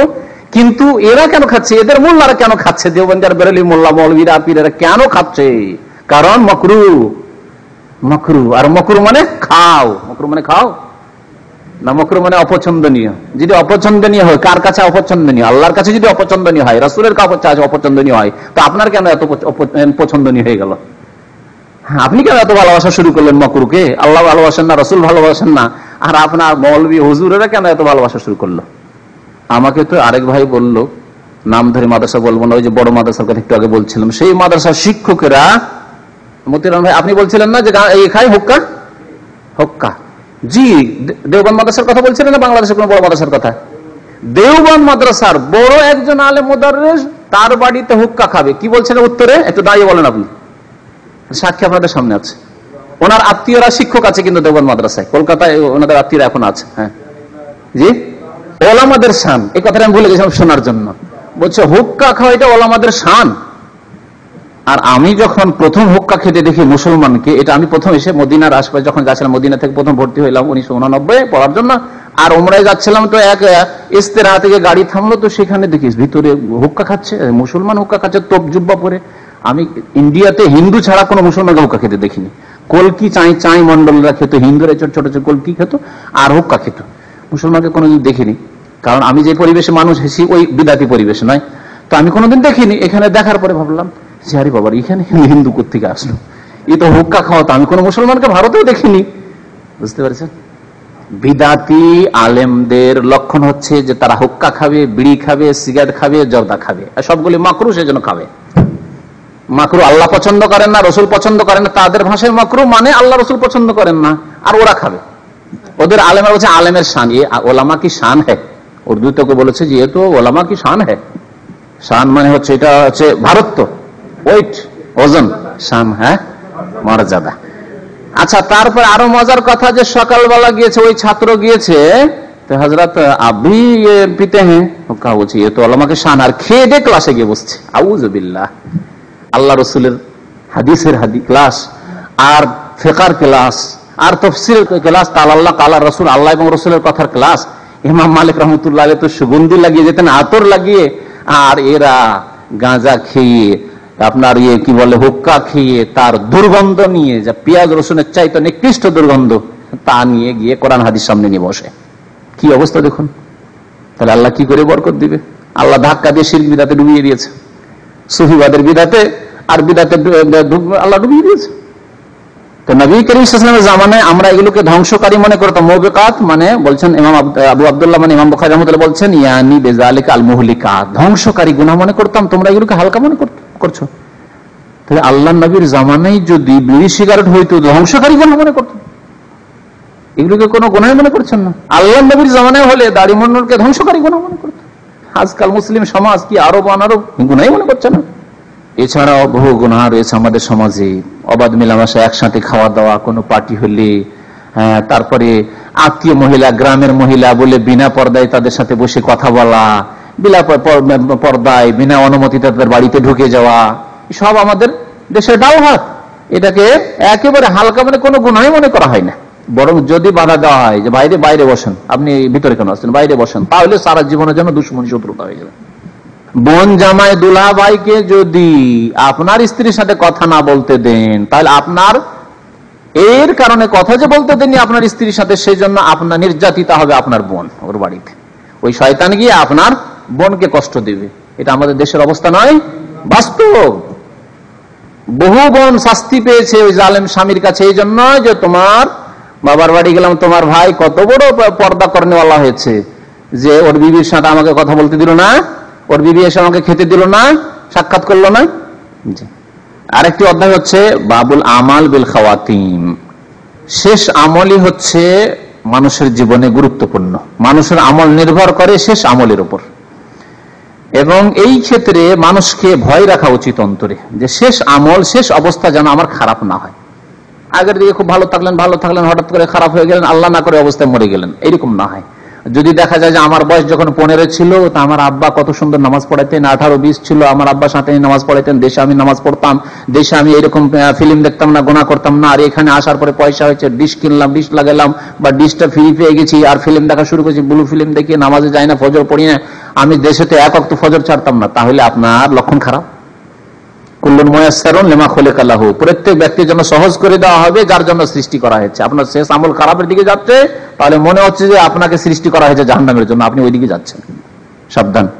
তো এই জন্য লেখক সাবধান করার জন্য বলছেন যে আমল নির্ভর করে শেষ আমল, খাওয়াতিম মানে খাতেমাতুনের জমা হচ্ছে শেষ আমলের উপর। আর এই ক্ষেত্রে ওমা ইউখাফু মিনহা, ভয় করা উচিত মানুষকে, অর্থাৎ শেষ আমল যাতে খারাপ না হয়। কখন শেষ হবে জানা আছে? তাহলে যখন জানা নেই কখন শেষ হবে, যে কোনো বয়সে আমার সময় শেষ হয়ে যেতে পারে, মত চলে আসতে পারে, তাহলে সব সময় আমাদেরকে সজাগ থাকতে হবে, গুনাহ থেকে বেঁচে থাকতে হবে, যাতে করে আমার শেষ আমলটা ভালো হয়। সব সময় আল্লাহকে স্মরণ রাখতে হবে, সব সময় জিকির আজকার জবানে রাখতে হবে, সব সময় সুবহানাল্লাহ, আলহামদুলিল্লাহ, লা ইলাহা ইল্লাল্লাহ, লা হাওলা ওয়ালা কুওয়াতা ইল্লা বিল্লাহ, আল্লাহু আকবার ইত্যাদি পড়তে হবে। তাহলে এই অবস্থাতে, ভালো অবস্থায় মত হবে। সাহল ইবনে সাদ রাদিয়াল্লাহু তাআলা আনহু বলছেন যে নাজারান নবী সাল্লাল্লাহু আলাইহি ওয়াসাল্লাম ইলা রাজুলিন ইউকাতিলুল মুশরিকিন, একজন লোককে নবী সাল্লাল্লাহু আলাইহি ওয়াসাল্লাম দেখলেন যে মুশরিকদের বিরুদ্ধে যুদ্ধ করছে। ওয়া কানা মিন আযামিল মুসলিমিনা গানাআন আনহুম, মুসলমানদের মধ্যে সবচেয়ে বড় যোদ্ধা মনে হচ্ছিল তাকে। যে মুসলমানদের পক্ষ থেকে একাই লড়াই করে যথেষ্ট, মুসলমানদের মধ্যে আযামুল মুসলিমিনা গানাআন আনহুম মানে মুসলমানদের জন্য একাই তিনি যথেষ্ট মনে হচ্ছিল, এত লড়াই করছিল সে জবরদস্ত। কিন্তু নবী সাল্লাল্লাহু আলাইহি ওয়াসাল্লাম তার সম্পর্কে কি বললেন? মান আহাব্বা ইয়ানজুরা ইলা রাজুলিন মিন আহলিন নারি ফালিয়ানজুর ইলা হাযা, কোন ব্যক্তি যদি জাহান্নামী কোন ব্যক্তিকে, নরকবাসী কোন ব্যক্তিকে দেখতে চায়, তাহলে এই ব্যক্তিকে দেখে নিক। এই লোক জাহান্নামী, সবচেয়ে বেশি যুদ্ধ করছে, আর আল্লাহর নবী ভবিষ্যৎবাণী করেছেন যে কেউ জাহান্নামীকে দেখতে চাও তাহলে দেখে নাও এই লোকটি জাহান্নামী। মানুষের অবস্থা কেমন হবে তাহলে? ফাতাবিআহু রাজুলুন, একজন লোক ওর পিছনে লেগে গেল, যে দেখি আমি একে অবলোকন করতে থাকি, দেখতে থাকি, ভালো করে দেখতে থাকি যে কেন আল্লাহ নবী কেন বললেন, এইরকম কেন। বরং আরেকটি হাদিস আছে যে আমার সন্দেহ হয়ে গেছিল ইসলাম সম্পর্কে, আরে যদি এইরকম হয়, এই লোক জাহান্নামী হয়, তাহলে আমি যাবো কোথায়, আমার কি হবে, তাহলে আমি আর নামাজ রোজা করে কি করব? এই লোক এত জিহাদ করে, জিহাদ ইসলামের চূড়া, আর জিহাদ করে এত কাফেরকে মেরেও যদি জাহান্নামে যায়, তাহলে আমার কি হবে? ওই লোক দেখতে শুরু করলো, ফালাম ইয়াজাল আলা যালিকা, ওর পিছনে পিছনে থাকে, দেখি কি করে। হাত্তা জরিহা, দেখলো যে লোকটি আহত হয়ে গেল, ক্ষত বিক্ষত হয়ে গেল। ফাস্তাজালাল মাউতা, ক্ষত বিক্ষত হয়ে আর বরদাস্ত করতে পারছে না, কাফেরদেরকে মারতে গিয়ে অনেক কাফেরকে জবাই করে নিজেও ক্ষত বিক্ষত হয়ে আর বরদাস্ত না করতে পেরে মত সম্পর্কে সে তাড়াহুড়া করলো, জলদিবাজি করলো। ফাস্তাজালাল মত, মতের জন্য সে কি করলো? তাড়াহুড়া করলো, অর্থাৎ কি করলো? আত্মহত্যা করে ফেললো। আল্লাহ মত নিয়ে এসেছেন কি আসেননি, নিজেকে নিজে মেরে দিল। তার মানে সে মতের ক্ষেত্রে তাড়াতাড়ি করলো। মতের পরে নেক মানুষ যদি হয় তাহলে জান্নাতের আশা করা যায় না? যায় না, জান্নাতের আশা করা যায়। একটি আরবিতে একটি কায়দা আছে, ফিকহার কায়দা, যে কোন ব্যক্তি যদি কোন ক্ষেত্রে তাড়াতাড়ি করে, তাহলে যেই কাজের জন্য তাড়াতাড়ি করেছে সেটা থেকে তাকে বঞ্চিত করা হবে।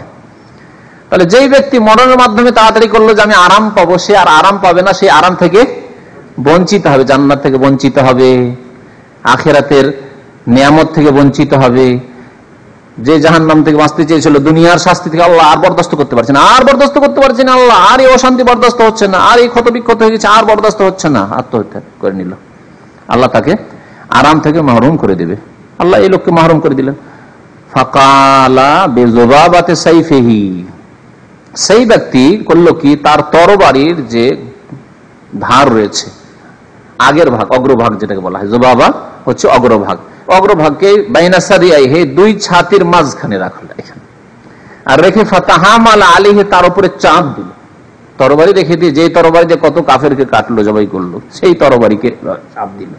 হাত্তা খারাজ মিন বাইনি কাতিফাইহি, এমনকি তার তরবারি তার পৃষ্ঠদেশ দিয়ে, কাতিফাইহি দুই কাঁধের মাঝখানে, অর্থাৎ পৃষ্ঠদেশ দিয়ে, পিঠ দিয়ে বেরিয়ে গেল। ফাকাল নবী সাল্লাল্লাহু আলাইহি ওয়াসাল্লাম, নবী করিম সাল্লাল্লাহু আলাইহি ওয়াসাল্লাম বললেন, ইন্নাল আবদা লা ইয়ামালু ফিমা ইয়ারান নাস আমাল আহলিল জান্নাহ, বান্দা অনেক সময় মানুষের চোখের সামনে, লোকে দেখছে যে সেই ব্যক্তি কি আমল করছে, আমাল আহলিল জান্নাতে, জান্নাতের আমল করছে, জান্নাতে যাওয়া আমল করছে, জান্নাতি লোকের আমল করছে। বাহ্যিক তো দেখা যাচ্ছে লোকটি জান্নাতে যাওয়ার আমল করছে, কাফেরদের বিরুদ্ধে জিহাদ করছে, 5 ওয়াক্ত নামাজ পড়ছে, লোকটি মাশাআল্লাহ দাড়ি রেখেছে, লোকটি মাশাআল্লাহ খুব নেক কাজ করে, মাতা পিতার সেবা করে, ইত্যাদি সব কাজ ভালো আছে। ওয়া ইন্নাহু লামিন আহলিন নার, অথচ সেই ব্যক্তি জাহান্নামী। কিন্তু আল্লাহ কি তাকে জাহান্নামী করেছে না তার কর্মদোষে? এই কর্ম শেষখানে গিয়ে খারাপ কর্ম করে ফেললো, আত্মহত্যা করলো। ওয়া ইন্নাহু লামিন আহলিন নার ওয়া ইয়ামালু ফিমা ইয়ারান নাস আমাল আহলিন নার। আবার অনেক মানুষ এর ব্যতিক্রম অন্যরকম আছে, কি যে বাহ্যিক মানুষে দেখছে লোকটি একেবারে জাহান্নামে যাওয়ার কাজ করছে, মদ খায়, হারাম খায়, নামাজ পড়ে না, এরকম অবস্থায় যতক্ষণ বেঁচে আছে আপনি ইয়াকিনের সাথে বলবেন না যে লোকটি জাহান্নামী, এত পাপী, জাহান্নামে যাবে, বলতে পারেন না। হতে পারে তওবা করে আপনার চাইতে ভালো হয়ে যেতে পারে, জি, শেষ অবস্থা তার ভালো হতে পারে। ওয়া হুয়া মিন আহলিল জান্নাহ, অথচ সে জান্নাতের অধিবাসী, সে জান্নাতি, আল্লাহ জান্নাতে লিখে রেখেছেন। ওয়া ইন্নামাল আমালু বিখাওয়াতিমাহা, আমল নির্ভর করে শেষ আমলের উপর। হতে পারে এই লোকটি যে বহু পাপ টাপ করেছে, করে এমন খালেস অন্তর থেকে তওবা করেছে, করে সে সংশোধন করে নিয়েছে, কিন্তু তওবা মানে শুধু মুখের তওবা নয়, তওবা মানে হচ্ছে আল্লাহর দিকে ফিরে আসা, আকীদা, বিশ্বাস, আমলের পরিবর্তন এবং সংশোধন জীবনের।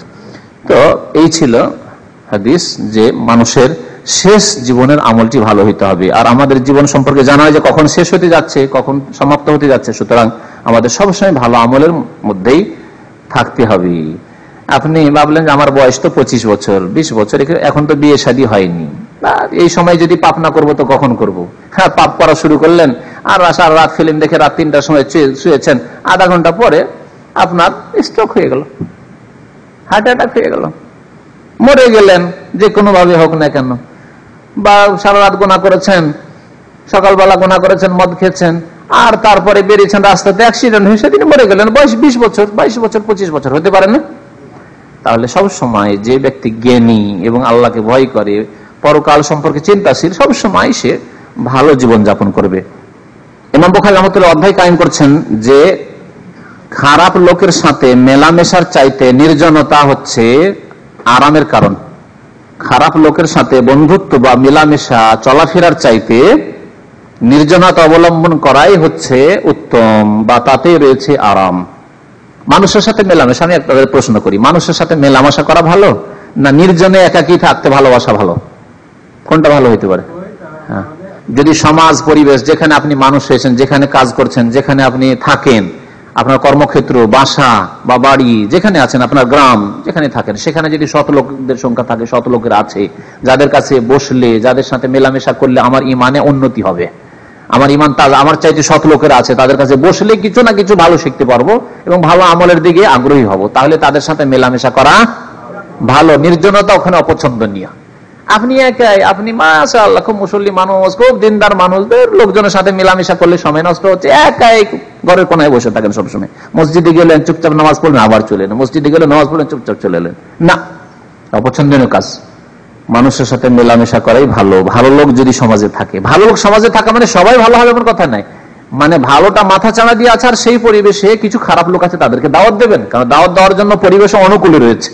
তাহলে ওই খারাপ লোকগুলিকে দাওয়াতও দিতে পারছেন, আর ভালো লোক, আপনার চেয়ে ভালো মানুষ আছে, তাদের থেকে আপনি উপকৃত হইতে পারছেন। এইরকম ক্ষেত্র হইতে হবে। পৃথিবীতে কোন জায়গায় 100% ভালো মানুষ পাবেন না, কোথাও পাবেন না। সুতরাং এই কথা কোনো সময় চিন্তা করবেন না যে ভালো লোক আজকাল বেশি নেই, সুতরাং আমি না, যেখানে মোটামুটি ভালো লোক আছে, এখানে ভালোটাই মাথা চাড়া দিয়ে আছে, আপনি কিছু খারাপ লোক আছে তাদেরকে দাওয়াত দিতে থাকেন, এটাও তো আপনার নেকির কাজ এবং আপনার দায়িত্ব। আর যেখানে দেখবেন না অন্যায় মাথা চাড়া দিয়ে আছে, পাপ মাথা চাড়িয়ে দিয়ে আছে, ঘরে ঘরে পাপ, রুমে রুমে পাপ, আপনার ইয়েতে কোম্পানিতে, হ্যাঁ আপনার ভিলাতে, তাহলে সেখানে আর মানুষকে নামাজের কথা বলেও পারছেন না আপনি, তাহলে তাদের সাথে মেলামেশা করবেন না নির্জনতা অবলম্বন করবেন? নির্জনতা অবলম্বন করতে হবে, কারণ আপনাকে নিজে আগে বাঁচাতে হবে। আপনার দায়িত্ব পালন হয়েছে, যথেষ্ট করছেন, কাজ চালিয়ে যান যতটুকু পারছেন আপনি, কিন্তু আপনাকে নিজেকে সেভ করার জন্য, নিজেকে বাঁচাবার জন্য নির্জনতা তখন উত্তম হবে। এটা কিয়ামতের কাছাকাছি সময়ে যখন কোন সমাজে দেখবেন যে পাপ বেশি ছড়িয়ে পড়েছে, আর পাপ থেকে আমি নির্জনতা অবলম্বন না করলে বাঁচতে পারবো না, তখন নির্জনতা অবলম্বন করাই উত্তম হবে। এই ক্ষেত্রে হাদিস আবু সাঈদ খুদরি রাদিয়াল্লাহু তাআলা আনহু বর্ণনা করেছেন, যা রাবিউন ইলা নবী সাল্লাল্লাহু আলাইহি ওয়াসাল্লাম, একজন যাযাবর বেদুইন নবী সাল্লাল্লাহু আলাইহি ওয়াসাল্লামের কাছে আসলো, এসে বলল, ইয়া রাসূলুল্লাহ, হে আল্লাহর রাসূল, আইয়ুন নাসি খাইর, কোন লোক বেশি ভালো? তাআলা নবী সাল্লাল্লাহু আলাইহি ওয়াসাল্লাম বলেন, রাজুলুন জাহাদা বিনাফসিহি মালি, যেই ব্যক্তি নিজের জীবন এবং ধন সম্পদ নিয়ে আল্লাহর রাস্তায় সশস্ত্র জিহাদ করলো, এই ব্যক্তি উত্তম। আরেক লোক ওয়ারাজুলুন ফি শাইবিন মিনাশ শিআব, আর আরেকজন লোক হচ্ছে যে কোন পাহাড়ের ঘাটিতে লুকিয়ে আছে, ইয়াবুদু রাব্বাহু, সেখানে আল্লাহর ইবাদত বندگی করে, ওয়ায়াদাউন নাস মিন শাররিহি, এবং তার অনিষ্ট থেকে ওই মানুষকে ছেড়ে দিয়েছে, যে আমি কারো ক্ষতি করব না, ক্ষতি থেকে বাঁচবো, আমার কেউ যাতে আমার ইমানের ক্ষতি না করতে পারে, আমলের ক্ষতি না করতে পারে, এবং আমার দ্বারা কারো ক্ষতি না হয়, সেজন্য সে লুকিয়ে আছে। এটা কখন হবে? যখন দেখা যাবে যে সমাজের সাথে মিশলেই খারাপ হয়ে যাবো আমি। এইরকমই আপনার ছেলে মেয়েদের ক্ষেত্রে আজকালকার জামানায়, যদিও হয়তো আমাদের মতো বয়সের, আপনার মতো বয়সে যে ভাইরা আছেন এখানে, বিশেষ করে যারা বিবাহিত দায়িত্বশীল হয়ে গেছেন, তাদের ব্যাপারটা অন্যরকম খানিকটা, কিন্তু যদিও তাদের মধ্যে ব্যতিক্রম হতে পারে কিছু লোক, কিন্তু যারা মোটামুটি নামাজি দিনদার, তাদের ক্ষেত্রে তাদেরকে গুমরাহ করে দিবে সমাজ, এটা খুব খুব দূরের ব্যাপার, অনেকটা দূরের ব্যাপার। কিন্তু ছেলে মেয়েদের ক্ষেত্রে আপনার গ্রামে, আপনার পরিবেশে, আপনার সমাজে ঘরে ঘরে পাপ, ঘরে ঘরে টিভি, ঘরে ঘরে ফিল্ম, আপনার ছেলে মেয়েদেরকে যদি ওই ছেলেগুলির সাথে মিশতে দেন, গ্রামের পাড়ার ছেলেদের সাথে মিশতে দেন, ছেলেগুলি খারাপ হয়ে যাবে। আপনি পরেশগার মানুষ, আল্লাহওয়ালা মানুষ, আপনার ছেলেগুলি বাইরে থেকে খারাপ হয়ে চলে আসছে। আপনার বাড়িতে ফিল্ম নেই, আপনার বাড়িতে টিভি নেই, আপনার বাড়িতে গান বাজনা নেই, বাইরে থেকে ওই সব মুখস্থ করে চলে আসছে। অসৎ সঙ্গী পেয়ে যাবে পাড়ায় মহল্লায়। সুতরাং ছেলে মেয়েদেরকে কি করতে হবে? ওই পাহাড়ের ঘাঁটিতে রাখার মতো আপনার বাড়িতে রাখ। বাবা মসজিদে যাও, নামাজ পড়ে ওসব, রাস্তাঘাটে ওইসব গ্রামের ওইসব ছেলেদের সাথে খেলাধুলো না, বাড়িতে বসো। স্কুলে ভালো একটা ইসলামিক প্রতিষ্ঠানে, ভালো স্কুলে দেন, যেখানে নামাজ টামাজ ঠিক আছে, যেখানে অন্তত হারাম থেকে বেঁচে থাকে, ওই রকম জায়গায় দেন। আপনি ওখানে গিয়ে আবার খারাপ ছেলে পাবেন না, ওখানেও ভালো একটা পরিবেশ যাতে পায়, আর বাড়ির পরিবেশটা ভালো। আর তৃতীয় পরিবেশ, সমাজকে আপনি কন্ট্রোল করতে পারেন। সমাজ খারাপ হয়ে গেছে আজকাল, সুতরাং ওখান থেকে আপনার ছেলেকে বাঁচাতে হবে, তাহলে আপনার ছেলেকে সৎ করতে পারবে। আর এই তিনটি ক্ষেত্র যদি খারাপ হয়ে যায়, তাহলে ছেলেকে মানুষ করা যাবে না। আপনার নিজের বাড়ি খারাপ থাকে, ছেলে কখনো ভালো মানুষ হবে না, ব্যতিক্রম ইল্লা মাশাআল্লাহ। মাদ্রাসা যেখানে স্কুল দিয়েছেন, সেটা যদি অনইসলামিক স্কুল হয়, যেখানে ইসলামের কোনো আদর্শ শিক্ষা দেওয়া হয় না, আপনার বাড়িতে মাশাআল্লাহ আপনি হুজুর, আপনি পরেশগার, আপনার ছেলে কোনোদিন মানুষ হবে না। বরং একটু শিক্ষিত হয়ে যখন আসবে, ক্লাস 8-9-এ পড়ে, আমার বাবা আগের যুগের মানুষ নাকি, আদমকালের মানুষ, কি কথা বলে আজকাল। আজকাল স্বাধীনতার যুগ, আর ছেলে মেয়ে আজকাল একসাথে না বসলে, তা মত বিনিময় না করলে তাই কি আর উন্নতি হয়? সমাজের, দেশের উন্নতি করতে হলে একসাথে পড়াশোনা করতে, একসাথে বসতে হবে। কি কথাবার্তা বলে! আপনাকে অযোগ্য মনে করবে, অযোগ্য বাবা, অযোগ্য মা, কিছু জানে না, দুনিয়া সম্পর্কে খোঁজ খবর রাখে না, আপনাকে বোকা বানিয়ে দিবে ছেলেরাতে। অনইসলামিক স্কুলে পড়ার কুপরিণতি। তো ছেলে মেয়েদেরকে তরবিয়ত করতে হলে এদিকে খেয়াল রাখতে হবে। নবী করিম সাল্লাল্লাহু আলাইহি ওয়াসাল্লামের আরেকটি হাদিস আবু সাঈদ খুদরি রাদিয়াল্লাহু তাআলা বর্ণনা করেছেন, যে নবী সাল্লাল্লাহু আলাইহি ওয়াসাল্লাম থেকে শুনেছি, ইয়াকুল ইয়াতি আলান নাস জামানুন, এমন একটা যুগ আসবে যে খায়রু মালির রাজুলিল মুসলিম, মুসলিম ব্যক্তির সর্বোত্তম ধন সম্পদ হবে আল গানাম, ছাগল। সর্বোত্তম ধন সম্পদ হবে ছাগল। ইয়াতবাউ বিহা সাফাল জিবাল, সেই ছাগল নিয়ে, ছাগলের পাল নিয়ে, বকরির পাল নিয়ে সে পাহাড়ের উপরে চলে যাবে। ও মাওয়াকাল কাতার, যেখানে বৃষ্টি, যে এলাকায় বৃষ্টি হয়, ঘাস, যেখানে বৃষ্টি হয় সেখানে ঘাস হবে, সেই এলাকায় চলে যাবে, বকরি চড়াবে, আর বকরি দুধ দিয়ে খাবে, আর গোশত খাবে, আর ওখানে থাকবে। আর ফিতনা থেকে বেঁচে থাকে, ইয়াফিররু বিদীনিহি মিনাল ফিতান, ফিতনা থেকে তার দ্বীনের, ধর্মের, ইসলামের, ঈমানের হেফাজত করবে। এই একটা যুগ আসবে, নবী করিম সাল্লাল্লাহু আলাইহি ওয়াসাল্লাম বলেছেন। এই যুগ চলে এসেছে না আরো আগামীতে আসবে? হ্যাঁ, আপনাদের মত কি? হাদিস বুঝতে পেরেছেন না? কোন আলেমরা বলেছেন, ভাষ্যকার বলেছেন যে এই যুগ এসেছে, আর কোন আলেমরা বলেছেন যে না, এক যুগ আসবে সর্বোত্তম ধন সম্পদ হবে বকরি গানাম। এই যুগ একটা যুগ ছিল যে যদি বকরি ছাগলের মালিক, বকরির পালের মালিক হতে পারেন তো ভালো ভালো পয়সা হলো মানুষ, আপনার কাছে বকরি আছে সম্পূর্ণ, বকরি দুধ দিচ্ছে, বকরিতে গোশত দিচ্ছে, কারো কাছে হইতে হয় না, মানে কারো দ্বারস্থ হইতে হয় না, আর নিয়ে আপনি আরামে মাঠে ঘাটে যেখানে আছেন খাচ্ছেন। বেদুইনরা যেমন এ করেছে, বেদুইনরা বকরি ছাগল নিয়ে যদি পাহাড়ি এলাকায় চলে যায়, যদি চলে যায় যেখানে বর্ষা বৃষ্টি হচ্ছে, মরুভূমিতে চলে যায়, সেখানে থাকে, তাহলে রাজনৈতিক যে লড়াই, দ্বন্দ্বগুলি, ঝগড়াগুলি চলছিল মুসলিমদের মধ্যে, লড়াই, যে লড়াইগুলি ওমাইয়াদের যুগে হয়েছে, যে লড়াইগুলি আব্বাসীদের যুগে হয়েছে, আব্বাসীরা যখন আসলো তখন ওমাইয়াদের বাচ্চা বাচ্চা খোঁজ করে কোথায় আছে, নাবালক সন্তান পেল, ধরো। এইসব ফিতনা থেকে বাঁচতে পারবে না, পারবে না। আজকেও আওয়ামী লীগ আর বিএনপির যে লড়াই আর মারধর আর ভাঙচুর, শহরে না বাস করে যদি পল্লী গ্রামে বাস করেন, আর এসব রাজনীতি বুঝি না, চাষি মানুষ, বকরি চড়াবো, খাবো, গরু চড়াবো, আর গরু বকরি নিয়ে এইসব নিয়ে চাষবাস নিয়ে ব্যস্ত, তাহলে ওসব ঝামেলার মধ্যে আপনি না, ঝামেলা থেকে অনেকটা মুক্ত আছেন। না কাউকে মারতে যাবেন, না কেউ আপনাকে মারতে আসবে। পক্ষান্তরে শহরে একটি উন্নত জায়গায় যেখানে চায়ের দোকান টোকান আছে, আজকাল তো প্রায় জায়গা হয়ে গেছে, গ্রামগুলো শহরের মতো হয়ে গেছে, ছিল কিছুদিন আগে এরকম। ওই সব জায়গায় বাস করলে আপনি রাজনীতি না করলেও মার খাবেন, এই দলও মারবে ওই দলও মারবে, ঠিক না? যদি বলেন যে ভাই আমি আওয়ামী লীগ না বিএনপি না, দুই দলই এসে মার দিবে, তো মহা মুশকিল। এগুলি ফিতনা, এগুলি ফিতনা, এগুলি হচ্ছে মুসলিম জাতির ফিতনা, যে ফিতনার কিছু আমাদের দেশে রয়েছে, কিছু এখানে ছিল, এক যুগে ছিল, মুসলিম জাতির মধ্যে ছিল। তো অনেক আলেমরা বলেছেন যে এগুলি হয়ে গেছে বা হচ্ছেও বলতে পারি, যে আমাদের দেশে যে রাজনৈতিক লড়াইগুলো হচ্ছে। আর যদি সর্বোত্তম মাল বকরি, কেউ কেউ বলছেন যে না, কিয়ামতের কাছাকাছি সময় পৃথিবীর ধন সম্পদ সবকিছু ধ্বংস হয়ে যাবে, ধ্বংস হয়ে যাবে, এই যান্ত্রিক সভ্যতা, সব টেকনোলজি সব ধ্বংস হয়ে যাবে। আজকাল ইলেকট্রনিক যুগ, তাই না? সব ধ্বংস হয়ে যাবে। ধ্বংস হয়ে যাওয়ার পরে যেখান থেকে উন্নতি শুরু করেছিল মানব জাতি, আবার সেখানে ফিরে আসবে। আল্লাহ নবীর জামানায় বকরি ছাগল ছিল বড় সম্পদ, ওট এগুলি ছিল বড় সম্পদ। আবার মানুষ উন্নতি করার পরে আবার অবনতির দিকে ফিরে আসবে, আর সবচাইতে উত্তম মাল হবে বকরি। আর বকরি নিয়ে যারা চলে যাবে, ফিতনা, লড়াই, মার কাট এত লেগে থাকবে, ইয়াজুজ মাজুজ ফিতনা, দাজ্জালের ফিতনা, এইসব ফিতনা। আর দাজ্জাল আসবে, ইয়াজুজ মাজুজ আসবে, তারা আসবে শহরে শহরে। ওই সব শহরে না থেকে বকরি নিয়ে চলে গেছেন মরুভূমিতে, যেখানে বৃষ্টি হচ্ছে, যেখানে পাহাড় আছে, ওখানে দাজ্জাল কি খোঁজ করতে যাবে? দাজ্জাল সব বড় বড় শহরে যাবে, হ্যাঁ, ঢাকা শহরে যাবে, কলকাতা শহরে যাবে, বোম্বাই যাবে, দিল্লিতে যাবে, খুলনায় যাবে, ঠিক না? এরকম শহরে যাবে। আপনি গ্রামে পড়ে আছেন কোথায়?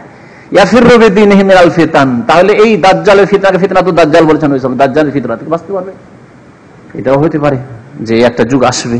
নবী করিম সাল্লাল্লাহু আলাইহি ওয়াসাল্লামের কথা ব্যাপক, আগের ফিতনাগুলি যুগ ইঙ্গিত হতে পারে।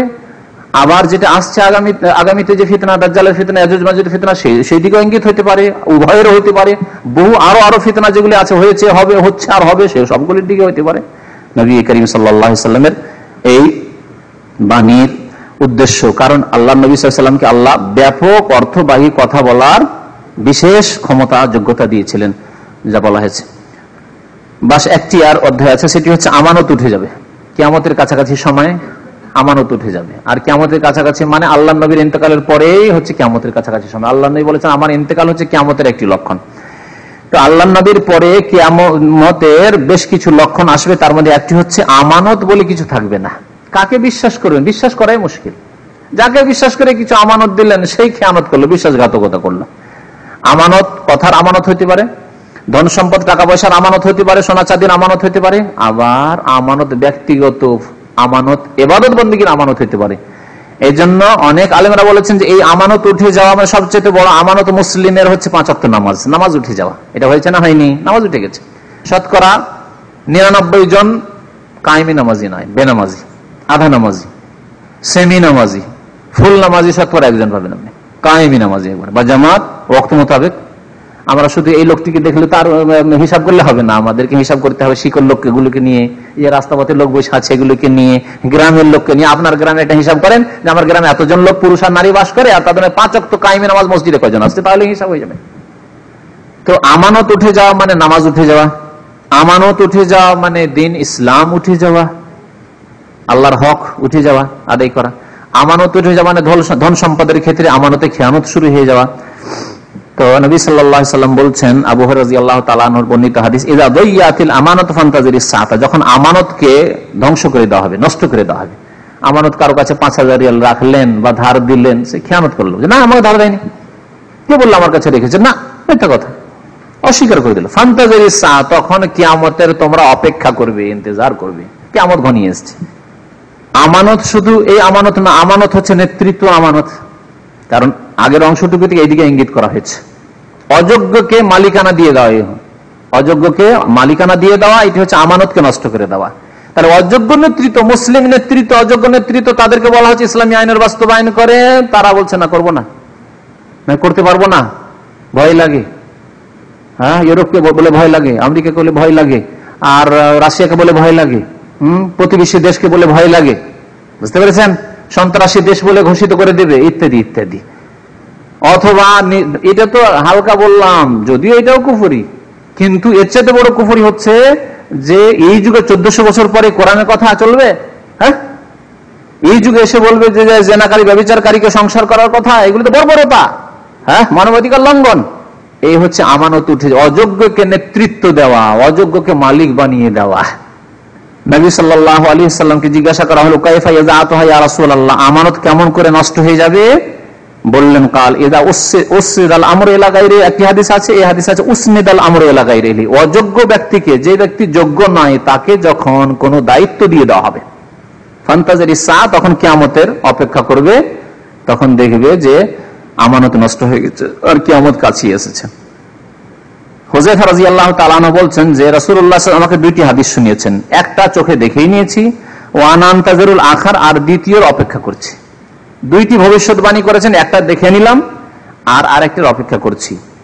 নবী করিম সাল্লাল্লাহু আলাইহি ওয়াসাল্লাম বলেছেন, ইন্নাল আমানাতা নাযালাত, হাদাসানা, বলেছেন আমাদেরকে যে আমানত মানুষের অন্তরের অন্তরস্থলে, অন্তরের ভিতরে কি হয়েছে, নেমেছে, অর্থাৎ ঈমান মানুষের অন্তরে মজবুত হয়ে নেমেছে। সাহাবায়ে কেরামদের সুম্মা আলিমু মিনাল কোরআন, তারা কোরআন শিখেছে, সুম্মা আলিমু মিনাস সুন্নাহ, তারা সুন্নাহ হাদিস শিখেছে, নবীর তরিকা শিখেছে, ওয়া হাদাসানা আন রাফিহা, তা দেখলাম যে মানুষের অন্তরে ইসলাম নামবে খুব সুন্দর হয়ে, তা আমরা দেখলাম, সাহাবায়ে কেরামের জীবন দেখলাম। তারপরে নবী সাল্লাল্লাহু আলাইহি ওয়াসাল্লাম আরেকটি হাদিস বর্ণনা করলেন, আন রাফিহা, যে এই আমানত অন্তর থেকে আবার ধীরে ধীরে উঠে যাবে, এই ঈমান ধীরে ধীরে অন্তর থেকে উঠে যাবে। কেমন ভাবে উঠবে? নবী সাল্লাল্লাহু আলাইহি ওয়াসাল্লাম বলছেন একটা তরিকা তার, ইয়ানামুর রাজুলু নাওমাতা, মানুষ রাতে ঘুমাবে, ফাতুখবাজুল আমানাতু মিন কালবিহি, তার অন্তর থেকে ওই ঘুমের অবস্থায় আমানতকে উঠিয়ে নেওয়া হবে। সকালবেলা বেঈমান হয়ে উঠেছে, ঘুম থেকে উঠেছে, সন্ধ্যাবেলা নামাজি ছিল, সন্ধ্যাবেলা বিশ্বস্ত ব্যক্তি ছিল, ইমানদার ছিল, ভয় করতো যে মানুষের এক পয়সা খাবো না, সকালবেলা উঠেছে, না অসুবিধা নেই, আমার যে ইনকাম তাতে চলে না, সুতরাং এইসব বেঈমানি করে বড় লোক হইতে হবে, হারাম খেয়ে বড় লোক হইতে হবে, আর নামাজ পড়ে কিছু পেলাম না, মন মেজাজ অন্যরকম। যারা নামাজ পড়ে না তারাই দেখি বেশি উন্নতি করেছে, শয়তান এভাবে গুমরা করছে। জি, সকালবেলা আমানত অন্তর থেকে উঠে গেছে, ফায়াজাল্লু আসারুহা মিসলা আসারিল ওয়াকাতি, কিন্তু এই আমানত অন্তরে ছিল, সন্ধ্যাবেলা ছিল আর সকালবেলার আমানত অন্তরে নেই, এর একটা কি থাকবে, দাগ থাকবে, আসার, তার একটা দাগ থেকে যাবে কিসের মতো, মিসলা আসারিল ওয়াক্তি, কিসের দাগ, আগুন পড়ে গিয়ে যে ফোসকা উঠে সে ফোসকার দাগের মতো। ওয়াক্তের তাফসীর করেছেন যে হালকা দাগ, হালকা আগুন পড়েছিল, হালকা দাগ হয়েছে, ফোসকা হয়েছে। সুম্মা ইয়ানামুন নাওমাতা, আবার শুইবে, আরেকদিন শুইল অথবা দিনে শুইল, ফাতুখবাজু, তখন পুরোটা উঠিয়ে নেওয়া হবে, ফায়াবকা আসারুহা মিসলাল মাজলি, তারপরে তার একটা দাগ থাকবে অন্তরে, কার মতো, এটা মাজলের তাফসীর করেছে আসারুল আমাল ফিল কাফি, হাত দ্বারা বেশি মেহনতের কাজ করলে, ভারী কাজ করলে, কুলাড়ি নিয়ে কাঠ ফেড়েছেন কেউ, যে কাঠ ফেড়েছে সে জানে, আমার মতো লোক হাত এত নরম আছে, যদি আমি 5 মিনিট করি তো খালাস। তো কাজ করার কারণে যে হাতে ফোসকা পড়ে যায় তাকে মাজল বলে, ফায়াবকা আসারুহা মিসলাল মাজলি, আর আমরা দুটো কি ফোসকা বলি বাংলায়, তাই না? জি, ফোসকা পড়ে যাওয়া বা ফোসা পড়ে যাওয়া, দুটোই লিখেছে। কাজামরিন দাহরাজতাহু আলা রিজলিকা, অগ্নিশিখার মতো, আগুন ছিল, আগুনকে আপনি হঠাৎ করে ফেলে দিয়েছেন, আপনার পায়ের উপরে পড়েছে, ফানাফেতা, পায়ের উপরে পড়ার পরে সে ফোসা উঠে গেল, ফাতারাহা মুনতাবিরান, দেখছেন যে ফুলে উঠেছে, ওয়ালাইসা ফিহি শাইউন, যে ফুলে উঠেছে আপনার পায়ের, ওর মধ্যে কিছু আছে, পানি ছাড়া আর কিছু নেই, সেই ফসকার মধ্যে বা ফসার মধ্যে কিছু নেই। ফায়ুসবিহুন নাসু ইয়াতাবায়াউন, তারপরে সকালবেলা তারা কেনা বেচা শুরু করবে, ধারের উপরে কিনবে, বেঈমানি করবে। লাখ লাখ কোটি কোটি টাকার আজকাল আত্মসাৎ হচ্ছে। বাংলাদেশের সাথে ভারতের যারা গরুর ব্যবসায়ী তাদের খোঁজ খবর রাখি, এদিক থেকে ওই দিকে মেরে নিয়ে চলে গেল, ওই দিক থেকে এই দিকে মেরে গেল, ঠিক আছে তোমাকে দিব, দিলই না। এই আত্মসাৎ চলছে। একটা উদাহরণ, বহু উদাহরণ এরকম চলছে, বহু উদাহরণ পাবেন। টাকা পয়সা হাতে পড়ে গেছে, ধার সামান্য, আপনি এত দূরের কেন উদাহরণ দিতে যাবেন? আজকালকার জামানে কাউকে ধার দিয়ে দেন, আর তারপরে তার কাছে চাইবেন, চাইলে তার চোখ গরম দেখতে হবে, চাইলে অসন্তুষ্ট। আপনি সারা জীবন যদি না চান দেবে না, আর চাইলে অসন্তুষ্ট। কি মুসিবত দিয়েই ভুল করলেন আপনি। এই হচ্ছে জামানা। লোকেরা কিনা বেচা করবে, আদান প্রদান করবে, ফালা ইয়াকাদু আহাদুহুম ইউআদ্দিল আমানাত, কেউ আমানত আদায় করবে না, খেয়ানতের চেষ্টায় থাকবে। কেনা বেচার ক্ষেত্রে খেয়ানত। আজকাল মাফ করে 5 কিলো চাউল কিনে দেখবেন, আপনি 5 কিলো চাউল কিনে দেখবেন, কমপক্ষে আধা কিলো 1 কিলো কমবে। দাঁড়ি মারা এত শুরু হয়েছে। খেয়ানত, আমানতে খেয়ানত। পয়সা দিচ্ছেন ন্যায্য কিলো প্রতি, আর আপনি দিচ্ছেন জিনিস কম। পাট বিক্রি করে, পাট ভিজিয়ে, পাটের যে গাঁট বাঁধে আমরা চোখে দেখেছি, পাট ভিতরে ভিজিয়ে একবারে গাঁট বাঁধে। এইরকম আজকাল কি আছে যাতে মিক্স নেই, হলুদে ইট গুঁড়া, আরো কত কি মিশানো হচ্ছে, আল্লাহ ভালো জানে মানুষের কথা। আজকাল এক্সপায়ার হয়ে গেছে কোনো কিছু, তাতে স্ট্যাম্প বানা হচ্ছে নতুন করে, সময় বাড়ানো হচ্ছে। তারপরে মাল সামান আসছে, মাল সামান এসে যখন নামলো কোনো বন্দরে, তারপরে কোন কোম্পানিতে যারা ইন্টারন্যাশনাল ব্যবসা করে, আসার পরে তখন মেডিয়ান চেঞ্জ করা হচ্ছে, মেডিয়ান চায়না আছে, জাপান করা হচ্ছে। এরকম বহু লোকের চাকরি করে। এরকম ক্ষেত্রে যারা মাসলা জিজ্ঞাসা করছে, আমাকে এই চাকরি করতে হয়, জায়েজ চাকরি করা না? জায়েজ নয়, হারাম, হারাম, এই খেয়ানতের চাকরি করা। তারপরে আমানতদার কোন লোক পাওয়া যাচ্ছে না, বিশ্বস্ত। কোন একজন বলল, ইন্নাফি বানি ফুলানিন রাজুলান আমিনান, অমুক বংশে একজন ভালো লোক আছে, বিশ্বস্ত লোক আছে। মানুষকে বলা মা আকালাহু মা আজরাফু, কত ভালো মানুষ এই ব্যক্তি, এবং কত জ্ঞানী মানুষ, কত বিচক্ষণ মানুষ। ওমা আজলাদাহ, কতই শক্তিশালী মানুষ, ক্ষমতাশীল মানুষ। ওমা ফি কলবিহি মিসকাল হাববাতি খারদাল মিন ঈমান, অথচ তার অন্তরে সরিষা পরিমাণ ঈমান নেই। লোকটিকে জ্ঞানী বলা হচ্ছে, লোকটিকে বলা হচ্ছে, আজকাল কি বলা হচ্ছে বলেন না, আজকালকার বুদ্ধিজীবী। হ্যাঁ, ভালো করে মনে রাখছেন, বুদ্ধিজীবী বলা হচ্ছে। এই মা আকালাহু মা আজরাফাহু মা আজলাদাহু, কি ক্ষমতাশালী মানুষ, কি জ্ঞানী মানুষ, বিচক্ষণ মানুষ, কি বুদ্ধিজীবী, আসলে বুদ্ধিজীবী আমাদের দেশের, অথচ তার অন্তরে সরিষা পরিমাণ ঈমান নেই।